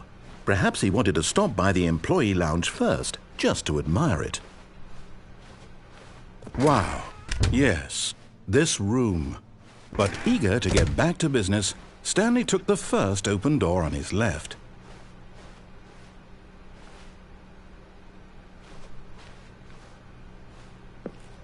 Stanley was so bad at following directions, it's incredible he wasn't fired years ago. Look, Stanley, I think perhaps we've gotten off on the wrong foot here. I'm not your enemy, really, I'm not. I realize that investing your trust in someone else can be difficult, but the fact is that the story has been about nothing but you all this time. There's someone you've been neglecting, Stanley. Someone you've forgotten about. What? Really? I was in the middle of something. Do you have zero consideration for others? Are you that convinced that I want something bad to happen to you? Why, I don't know how to convince you of this, but I really do want to help you, to show you something beautiful. Look, let me prove it. Let me prove that I'm on your side. Give me a chance. Now listen carefully, this is important. Stanley walked through the red door.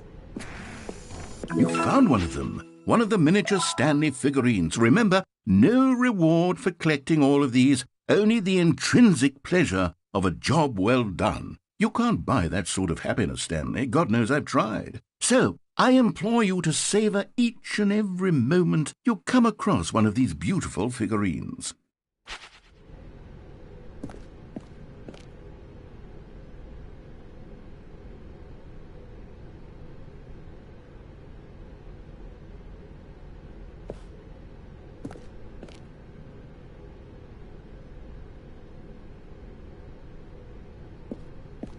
Oh, thank God you are willing to listen to me. Do you see that I really have wanted you to be happy all this time? The problem is all these choices. The two of us always trying to get somewhere that isn't here. Running and running and running, just the way you're doing right now. Don't you see that it's killing us, Stanley? I wanted to stop. We would both be so much happier if we just stopped. And I think I have a solution. Here, let me show you.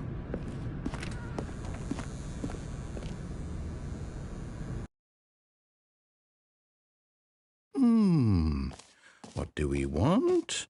What are we looking for? Here. Yes. Oh, it's beautiful, isn't it? If we just stay right here, right in this moment with this place, Stanley, I think... No, wait. Where are you going? Oh, no. Stay away from those stairs. If you hurt yourself, if you die, the game will reset. We'll lose all of this. Please, no, Stanley, let me stay here. Don't take this from me. Please, Stanley, think about what you're doing.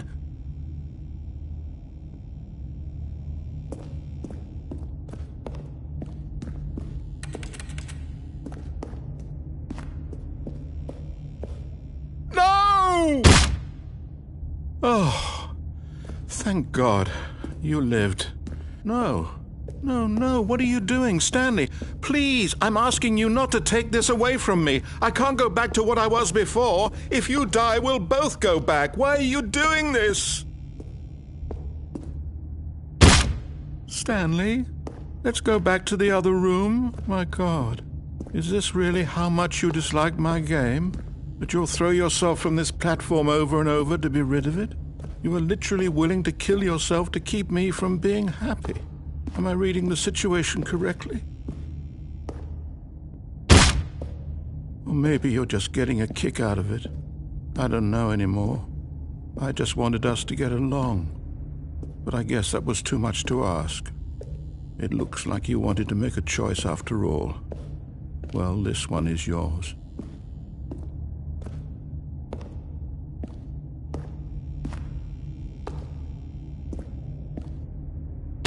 Is it over? It's going to restart, isn't it? I'm going back.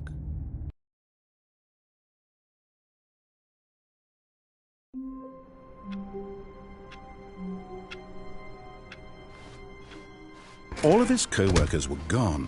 What could it mean? Stanley decided to go to the meeting room. Perhaps he had simply missed a memo.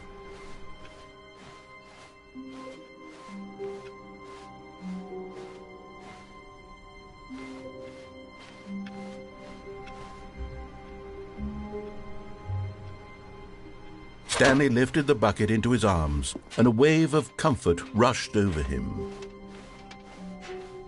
Stanley clutched the bucket tightly to his... This was not the correct way to the meeting room, but Stanley had felt the bucket calling to him, telling him that the employee lounge was simply the place to be. And here it was. Had the bucket turned out to be correct? Was this better than the meeting room? Yes, no, never mind. The bucket was wrong. Stanley took the door on his left to go back to the meeting room. No, said the bucket.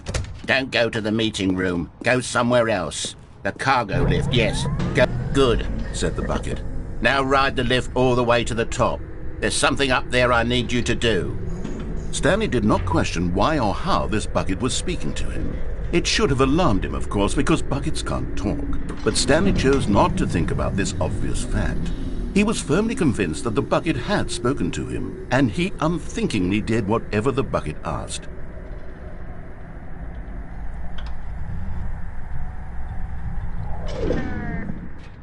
In here, said the bucket. Go into this dark room over here. Stanley once again obeyed blindly.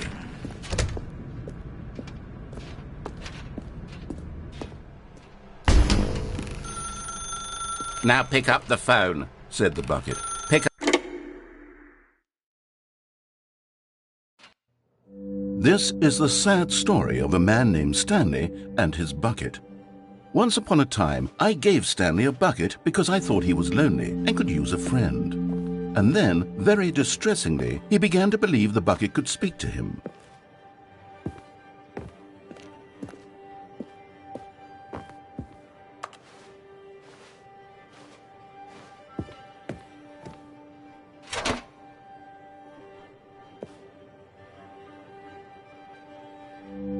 The Stanley Parable Reassurance Bucket was merely meant to provide the comforting glow of companionship. It doesn't literally talk and give you orders. Whatever Stanley is hearing the bucket say to him is just in his head.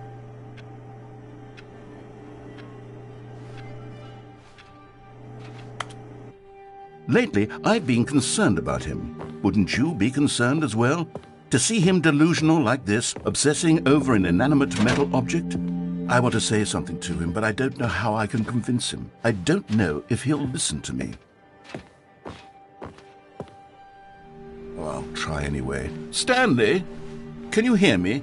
Listen to me. It's just a bucket. It can't think, it can't talk. All it will ever truly do for you is effectively transfer a liquid from one location to a different location. That's it. It doesn't do anything else.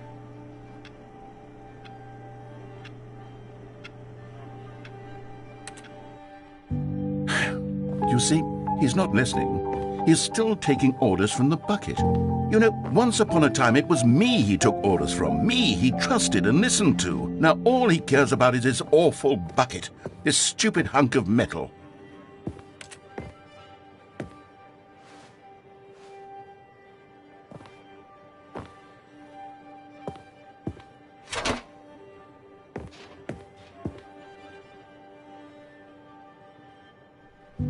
It's sad.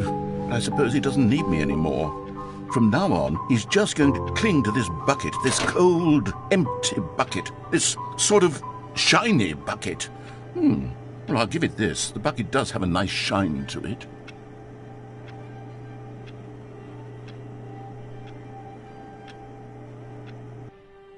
Yes, I suppose on closer inspection that it doesn't quite look like your average hardware store bucket. It's just a little more, what am I trying to say? Sturdier, more capable of transporting liquid. Like it would be better at moving an amount of water from one room to another.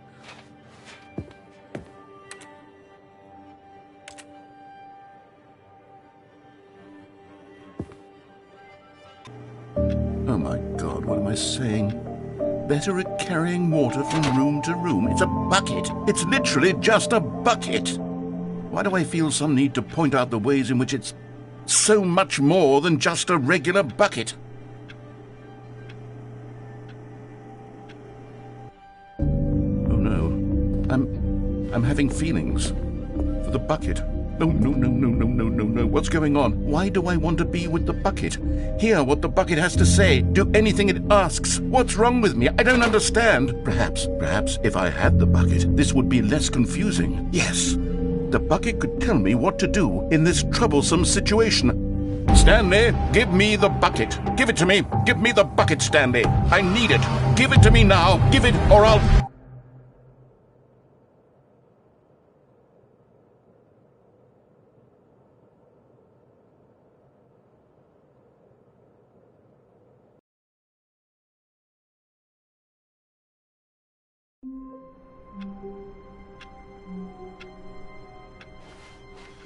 All of his co-workers were gone.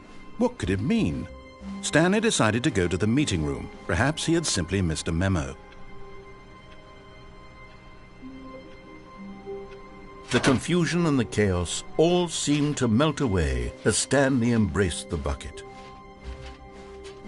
Stanley clutched the bucket tightly to his chest. This was not the correct way to the meeting room, but Stanley had felt the bucket calling to him, telling him that the employee lounge was simply the place to be. And here it was. Had the bucket turned out to be correct? Was this better than the meeting room? No, never mind. The bucket was wrong. Stanley took the door on his left to go back to the meeting room. No, said the bucket. Don't go to the meeting room. Go somewhere else. The cargo lift, yes. Go there. Go to the cargo lift.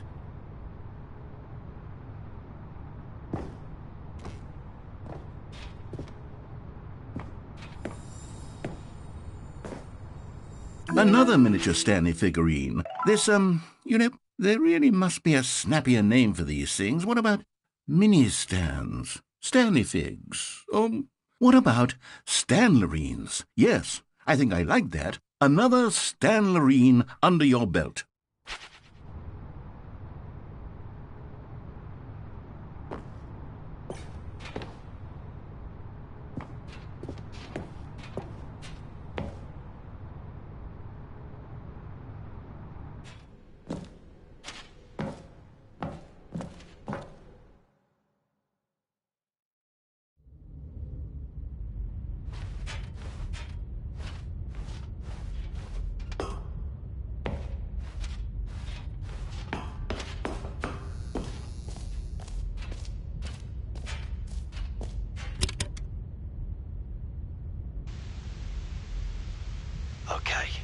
This is day number 295. Tape number... I don't even know. I've lost track. Nothing feels real anymore. The longer I study this bucket, the less sense anything makes. The sheer euphoria I feel every time I pick it up. No matter how many times I've done it, it's always the same feeling. And the emptiness in my chest, it doesn't make sense. There's no explanation for it. I still haven't figured out why I see the world so differently when this bucket is in my arms. Why everything feels so... What do I do with this treasure? I can monetize it. Yes. It's unthinkable the amounts of money people will pay for even just an hour with the bucket. This is my golden ticket. But I have to be careful, because as soon as this gets out, there's going to be a target on my back. Even now, I don't know who might be trying to get... What's that? Who's there? Camporata.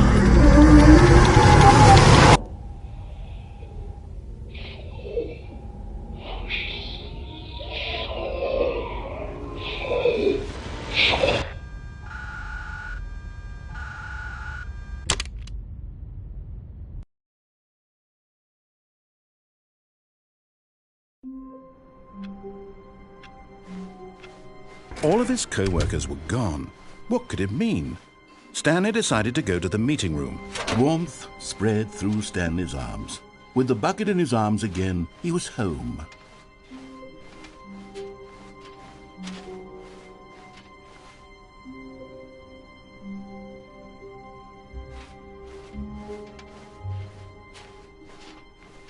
Stanley clutched the bucket tightly to his chest and entered the door on his left.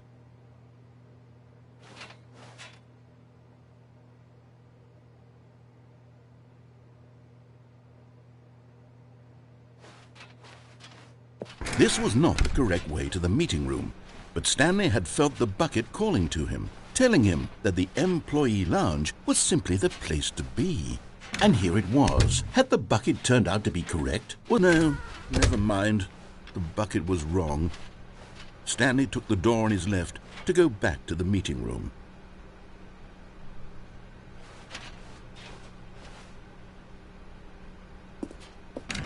No, said the bucket. Don't go to the meeting room. Go somewhere else. The cargo lift, yes. Good, said the bucket. Now ride the lift all the way to the top. There's something up there I need you to do. Stanley did not question why or how this bucket was speaking to him.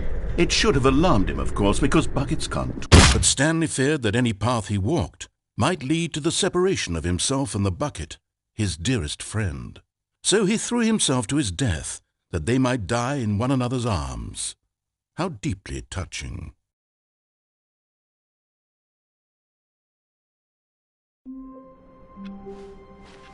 The meeting room. Yes, that's where everyone would be.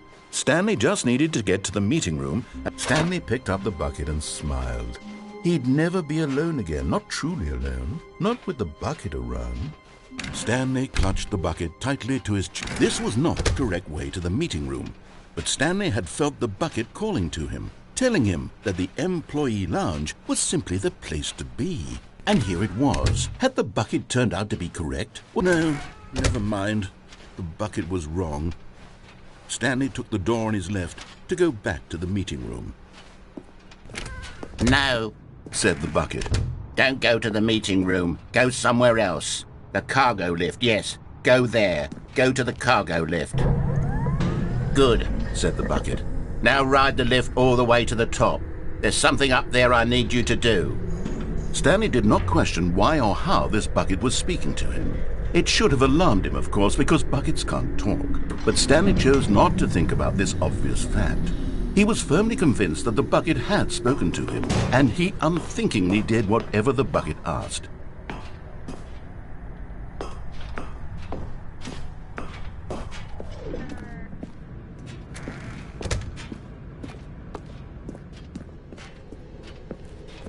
No, stop.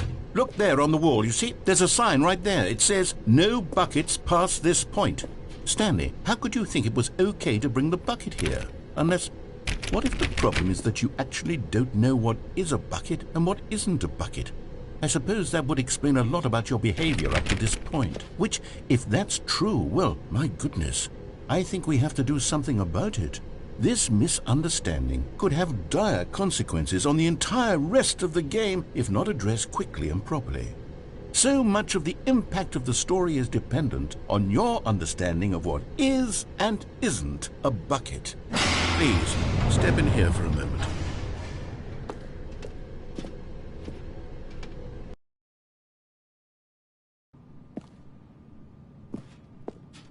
Now then, I'm going to run you through some test scenarios, and you'll tell me whether or not the thing I'm showing you is a bucket. Simple enough, right? This should tell us everything we'll ever need to know about what is or is not a bucket. Okay, let's begin. Item 1. Is this a bucket? Correct.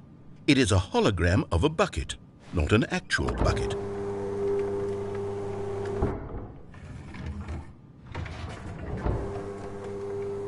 Item 2. Is this a bucket? Correct. It is a 3D printed recreation of a bucket, not an actual bucket.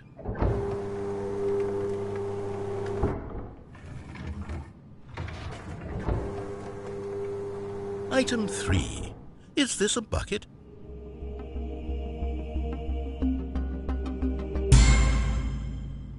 Incorrect. This is a bucket.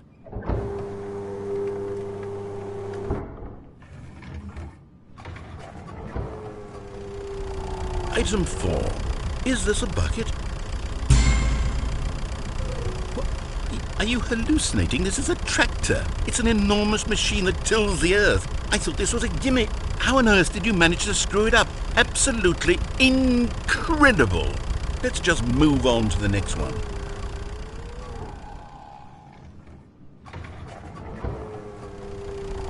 Is this a bucket? Correct. This is a bucket.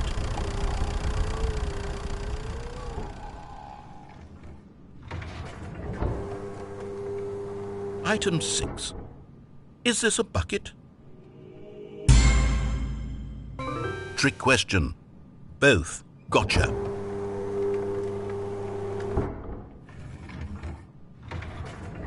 Item... Wait, hold on. I can't find the next one. Let me see. It should be around here somewhere.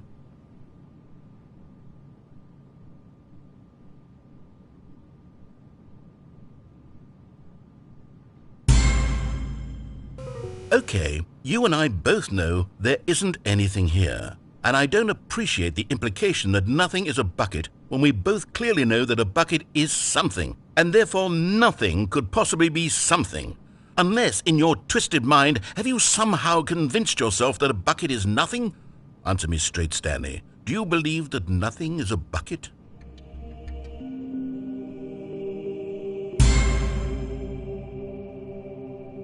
You know what? I'm too confused to even sort it out. I've lost all sense of perspective. What is a bucket? What isn't a bucket? Mere moments ago I could answer these questions with confidence, and yet now I'm somewhat adrift. Do any of us know what a bucket is? Am I a bucket? Stanley, I can't keep doing this. I'm losing myself, and myself was all I ever had to begin with. I'm afraid the bucket is threatening to tear our relationship apart. I can't have that. I'm sorry. But I'm going to erase all buckets from the game entirely. Okay, here we go.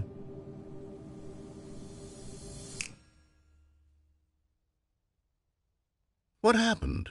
Is everything gone? Why did everything disappear? Wait, was everything a bucket? Every single thing in the game was a bucket.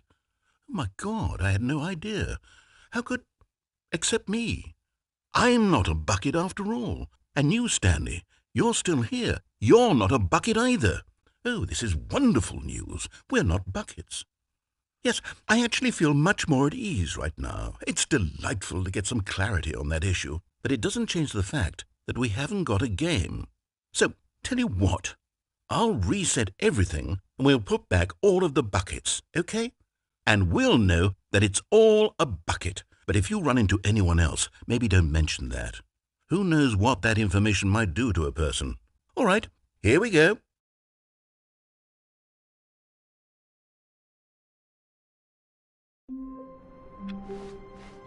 All of his co-workers were gone. What could it mean? Stanley decided to go to the meeting room. The good old bucket. Just Stanley and the bucket. Off on another thrilling adventure together.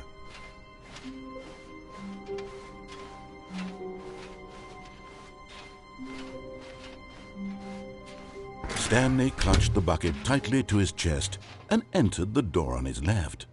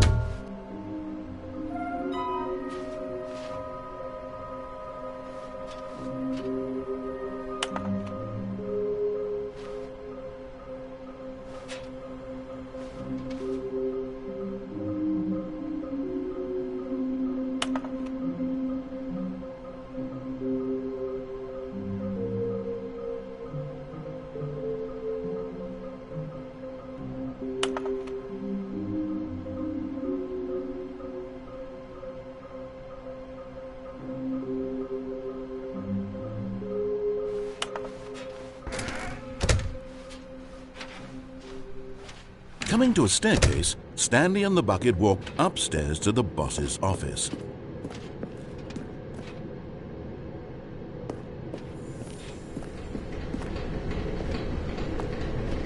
But Stanley just couldn't do it. He considered the possibility of facing his boss, admitting he had left his post during work hours. He might be fired for that. And in such a competitive economy, why had he taken that risk?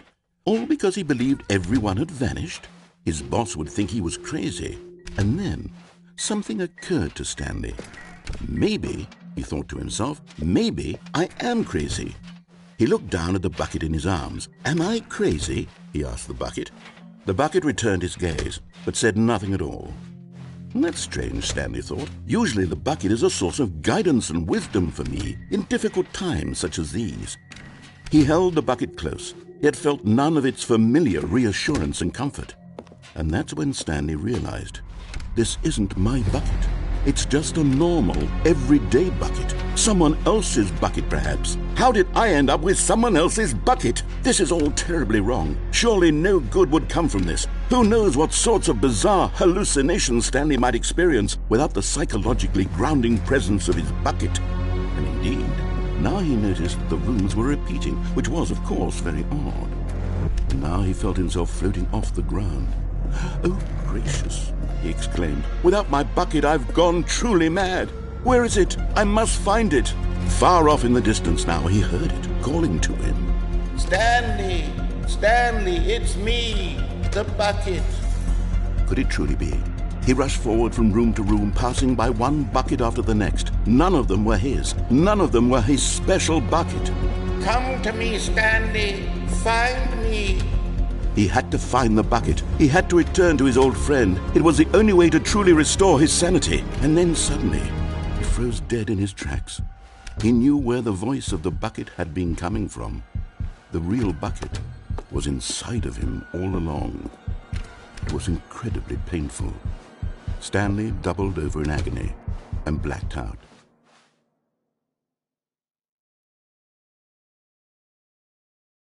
This is the story of a woman named Mariella. Mariella woke up on a day like any other. She arose, got dressed, picked up her bucket of comfort and security, and walked to her place of work. But on this particular day, her walk was interrupted by the body of a man who had stumbled through town, talking and screaming to himself, and then collapsed dead on the sidewalk. Right away, she knew what the problem was. This man had no bucket. Of course he'd gone mad, ranting and raving about a narrator describing all of his actions and how everything is predetermined and free will is an illusion and it's all just a video game. It could all have been prevented if only he'd taken his bucket with him. Perhaps he didn't even realize he'd forgotten his bucket at home in the first place. How cruel the world can be, Mariella thought, and she hugged her own bucket even tighter. But of course, she had no time for this. There were a myriad of confusing problems she would soon have to confront at work, for which her bucket would provide absolute guidance and total clarity on everything. Heck yes, she thought to herself, my life kicks ass. And she backflipped all the way to work.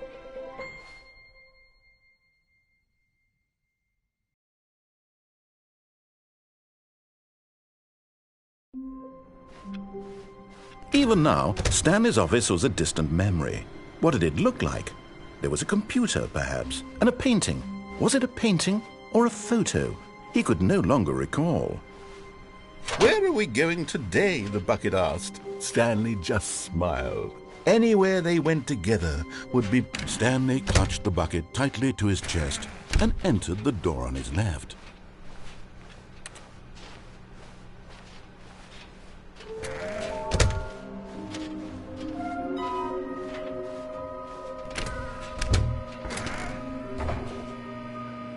Oh, Stanley, can you feel it? The broom closet. It wants the bucket. You can feel that, can't you? The aura of jealousy? It's as clear as day. This broom closet believes it deserves the bucket. I can really feel it now. It's a bucket. It belongs in a broom closet. That's what the broom closet is trying to say here. It's supposed to go with the other cleaning supplies. Good for you, Stanley. Don't give in. Don't hand over the bucket. I know how hard it must be, given the pressure that the broom closet is putting on your shoulders right now, but you have to be strong. This is your bucket. This is your companion and lifelong friend. You can't hand it over. Oh, no. We're getting into name-calling now, it seems. Is this how low the broom closet has sunk, that it has to resort to this stream of petty insults simply in order to get you to hand over the bucket? Stanley, I never liked this broom closet for a variety of reasons, but even this is worse than I had imagined. And wait. Now the broom closet has the gall to imply that you and the bucket are not truly deep and lasting friends, that your relationship is purely superficial and convenient, that your life is so banal and meaningless that you'd feel the same sort of kinship towards any inanimate object which happened to lay in your path in an even partially enticing manner. Well, I never. Go on, Stanley. Lay into it. Really tell the broom closet off for its demeaning comments. Expand on the wide variety of experiences you and the bucket have shared together. Go through each of them point by point. Share your journal entries detailing the rich emotional landscape of your feelings for the bucket as they have changed and evolved over the years. Let him have it.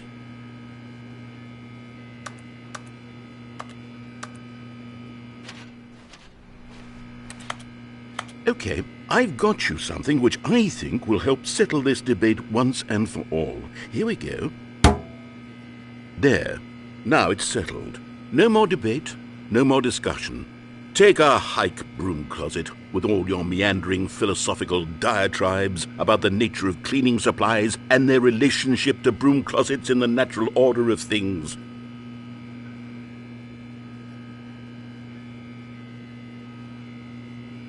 All right, I've got a second sticker back here, and I'm going to slap it on as well because I think it's appropriate. You see? I feel that it works because the sticker is also a bucket. That way, if you're ever it or not, you can look down at this sticker and say to yourself, ah, it's a bucket. There really is a wide variety of applications for this sticker.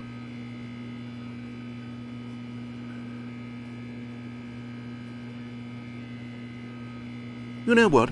I could take the name-calling and the dismissal of your kinship with the bucket, but now the broom closet is just giving us the silent treatment, and to be honest, I'm sick of the pettiness on display. You can stay here all you like, but I've had it with this impetulant room of cleaning supplies. Easily the most childish such room I've ever been in. I'll see you outside, and we can get on with the story about you and your bucket.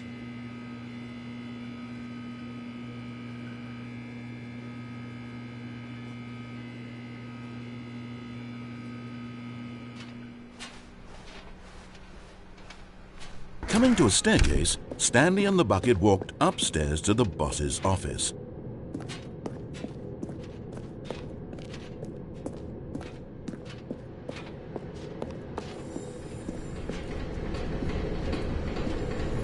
Okay, I'm going back to the name of these little Stanley figurines, and now I'm torn between Stanlerines and Figlies. What do you think, Stanley? What name better encapsulates the intrinsic sense of happiness that you get from seeing a small number in the corner of your screen go up by 1? Let me sit on it. I'm sure it will come to me.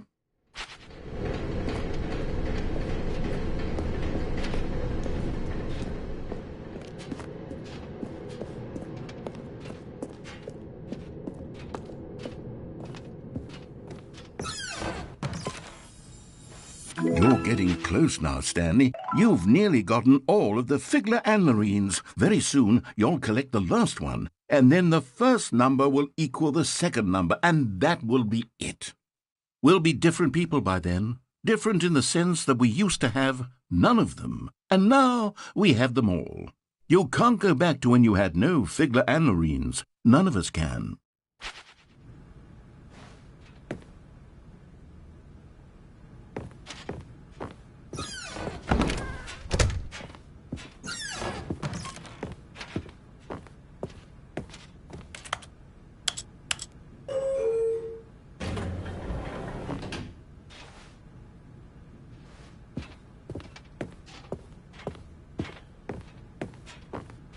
Stepping into his manager's office, Stanley was once again stunned to discover not an indication of any human life.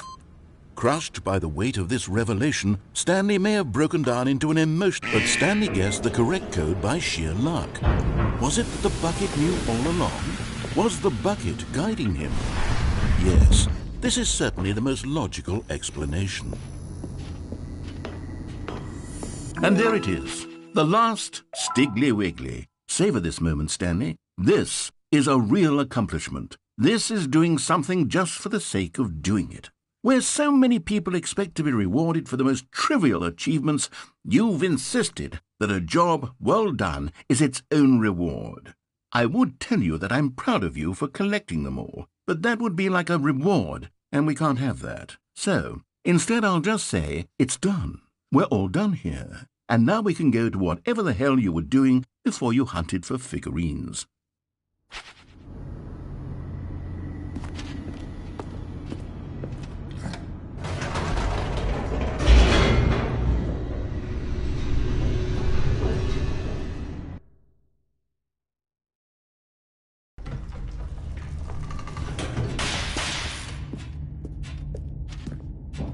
Stanley and the bucket walked straight ahead through the large door that read, Mind Control Facility.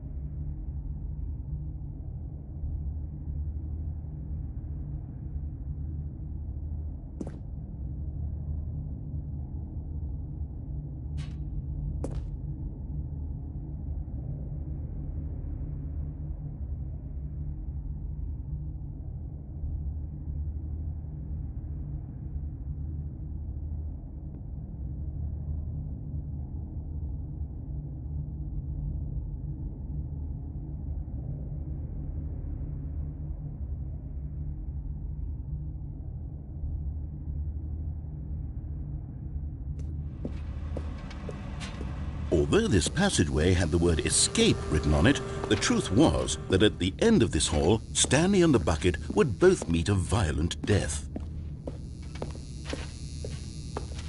The door behind them was not shut. Stanley and the bucket still had every opportunity to turn around and get back on track. At this point, Stanley and the bucket were knowingly walking forward into a very painful death for each of them.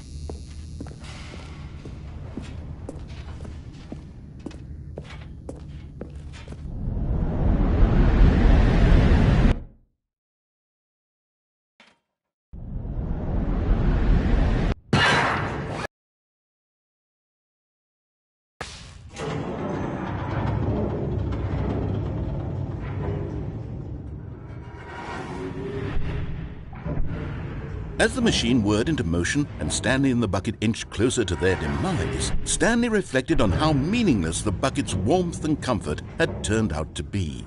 To be sure, it puts the mind and the soul at ease to embrace the bucket, but what use is a sense of ease when you're about to be crushed to death?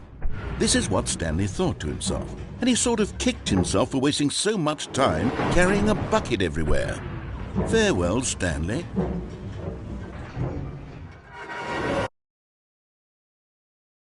"Farewell, Stanley," cried the narrator, as Stanley and the bucket were led helplessly into the enormous metal jaws. In a single visceral instant, the bucket's life came to an end as it was crushed violently to death.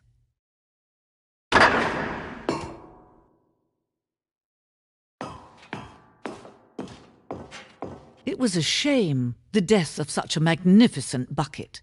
It's true that all buckets are radiant in their own way, but this one stood above the rest. It was a glorious bucket to behold.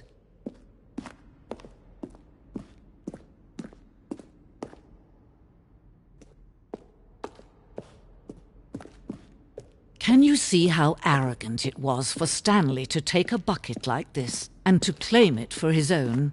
Can you see the hubris that blinded him? Can you see that the bucket is far more noble than Stanley will ever be in his short life?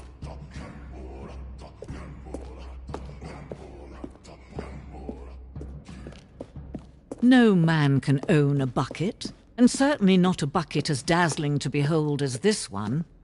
It is man who should kneel before the bucket.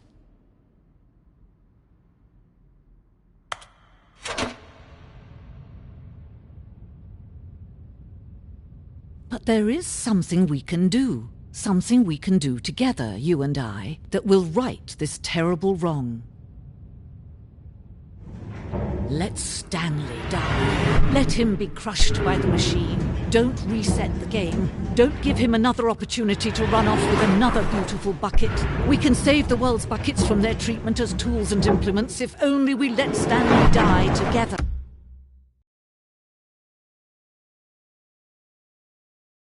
The bucket shall take its place as ruler, as leader, as commander of a new world, a new vision.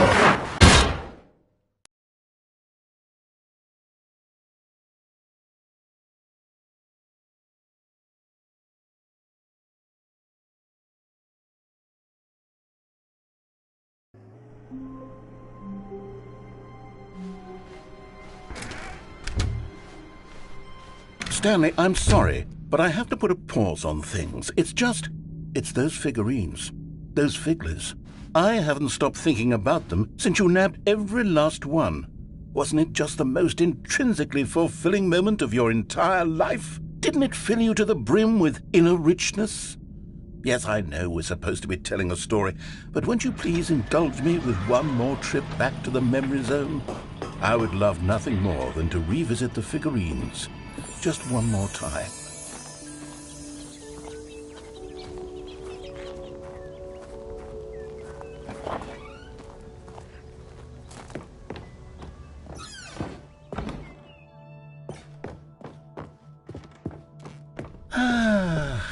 Here's where it all began. The first collectible. Back then, we had no idea of how many of them we'd find. Sure, it said 6 right there on the screen, but how could we know for certain? We were so innocent. We'll never be like that again, Stanley.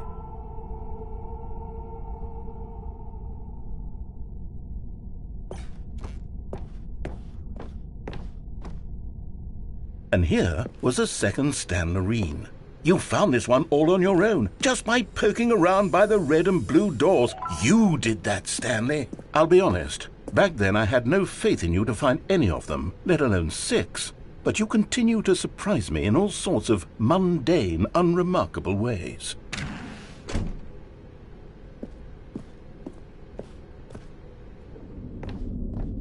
Okay, let's do a little quiz.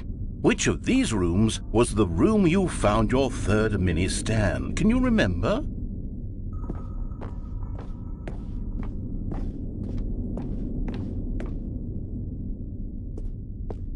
No. Under the stairs was the 4th place you found a Figanley, not the 3rd.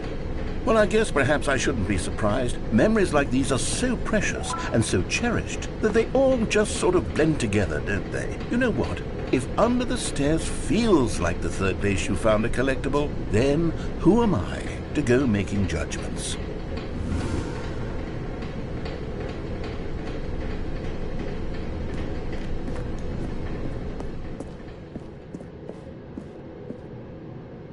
Let's see, what came next? Oh yes, we found a Figley in this pink room. Oh, well, I can't actually say I remember being in this room, but it's here in the memory zone, so it must have happened.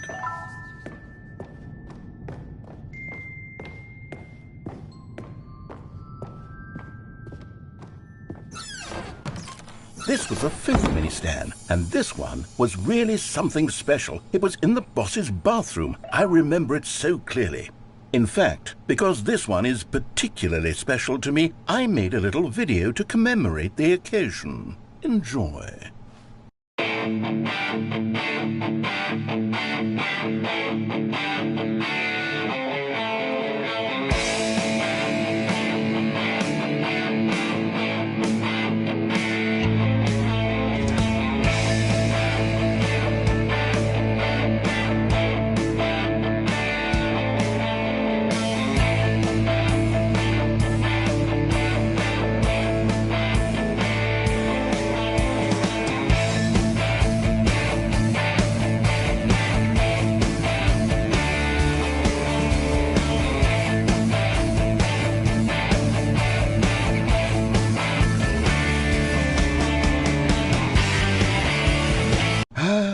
Takes you back, doesn't it? I spent a lot of time making that video, but it was 8 minutes I wouldn't have spent on anything else.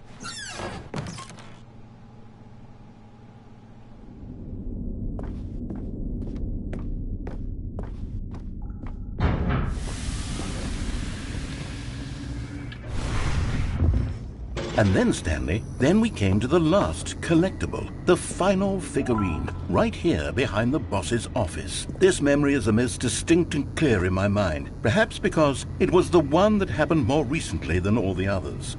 Who can truly say how the mind works? All I know is that this is the moment where you picked up a Figley and I thought to myself, yes, that's all of them. They're all collected. It was a moment unlike any other. Except for the other moments picking up figurines, which it was exactly like.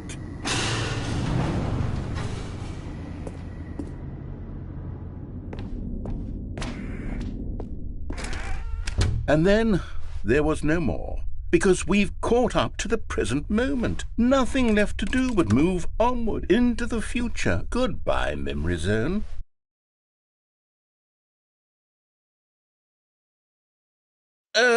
No, I'm not done. I'm not ready to move on. Stop the loading screen. Isn't there some way we can stay here, keep enjoying these figurines? Let's just go backwards. We'll do the memory zone again from the opposite direction. See how that feels. Okay, yes, the back of the boss's office. I remember this. I must say, of all the figurines we looked at in our initial tour of the memory zone, this one is the most distinct and clear in my mind. Let's keep going. I want more.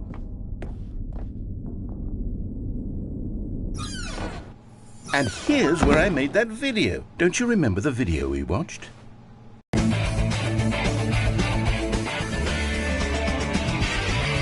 Yes, I love that video.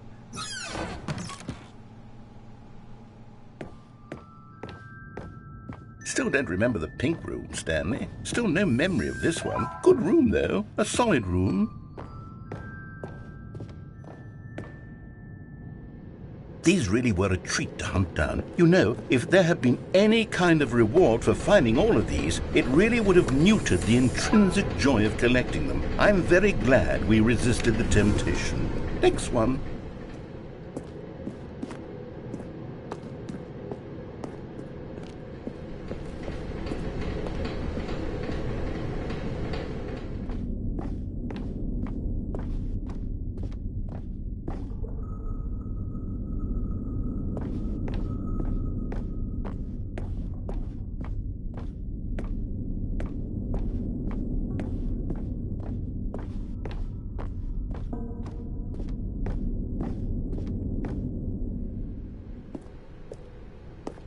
This was our second Figley. Don't you remember? Yes, I remember it too. The past is truly a wonderful thing. Why does anyone ever choose to leave it? Keep going. This is it. The very first one we found in the exhibit where I introduced you to the Figlarines. Oh, I want more memories, Stanley. I want to keep going. What else is there? What came before this?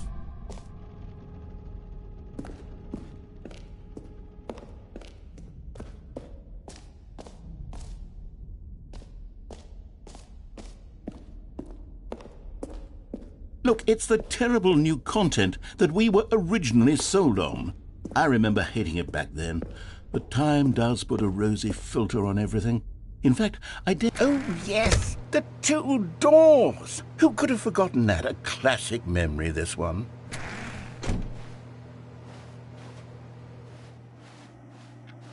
And before everything else, there was your office.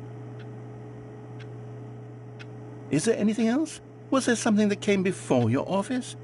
There's something I feel I can remember. I can remember.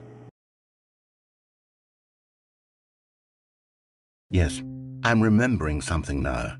I remember before this whole story got started. Back then I was different. I used to make big decisions. I was passionate. I was skeptical. I weighed each decision with profound thoughtfulness. And then, somewhere along the way, I stopped making decisions. I became lazy, and I came up with a character named Stanley to do my thinking for me. He would make the decisions, he would decide which way to go. I would cheer him on as he collected figurines for no reason. Why did I invent Stanley? Was I lonely? Yes, perhaps that's it. Perhaps I needed to imagine I had companionship. And Stanley really did make for a wonderful companion, even if he was a fiction. But I suppose it's grown old. I want to think for myself again. I want to go back to how it used to be. Yes, I can be on my own again. I can do it. I'll be stronger this time. I'll take care of myself. I don't need Stanley anymore. Oh, but he truly was so much fun to play with. You know what? Since we're in the memory zone, how about one more good memory? Let's go back just once and give Stanley one more run of the office, and then I'll retire him for good. I did enjoy telling his story so very much. Okay, here we go. This is the story of a man named Stanley.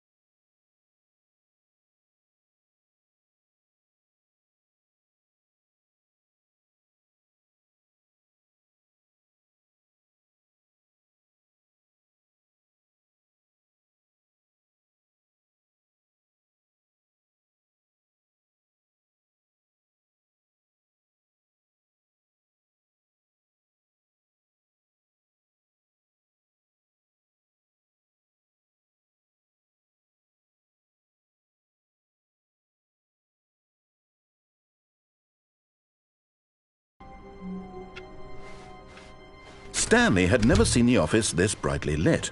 Was it a sign of something? He hoped it was. He hoped very much. A good bucket, a strong bucket, a humble bucket, a committed bucket, a bucket of culture and distinction. Stanley clutched the bucket tightly to his chest and entered the door on his left.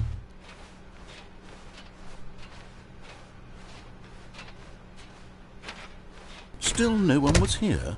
Stanley needed the bucket's warmth and comfort now more than ever. Perhaps his boss's office was where he'd find answers.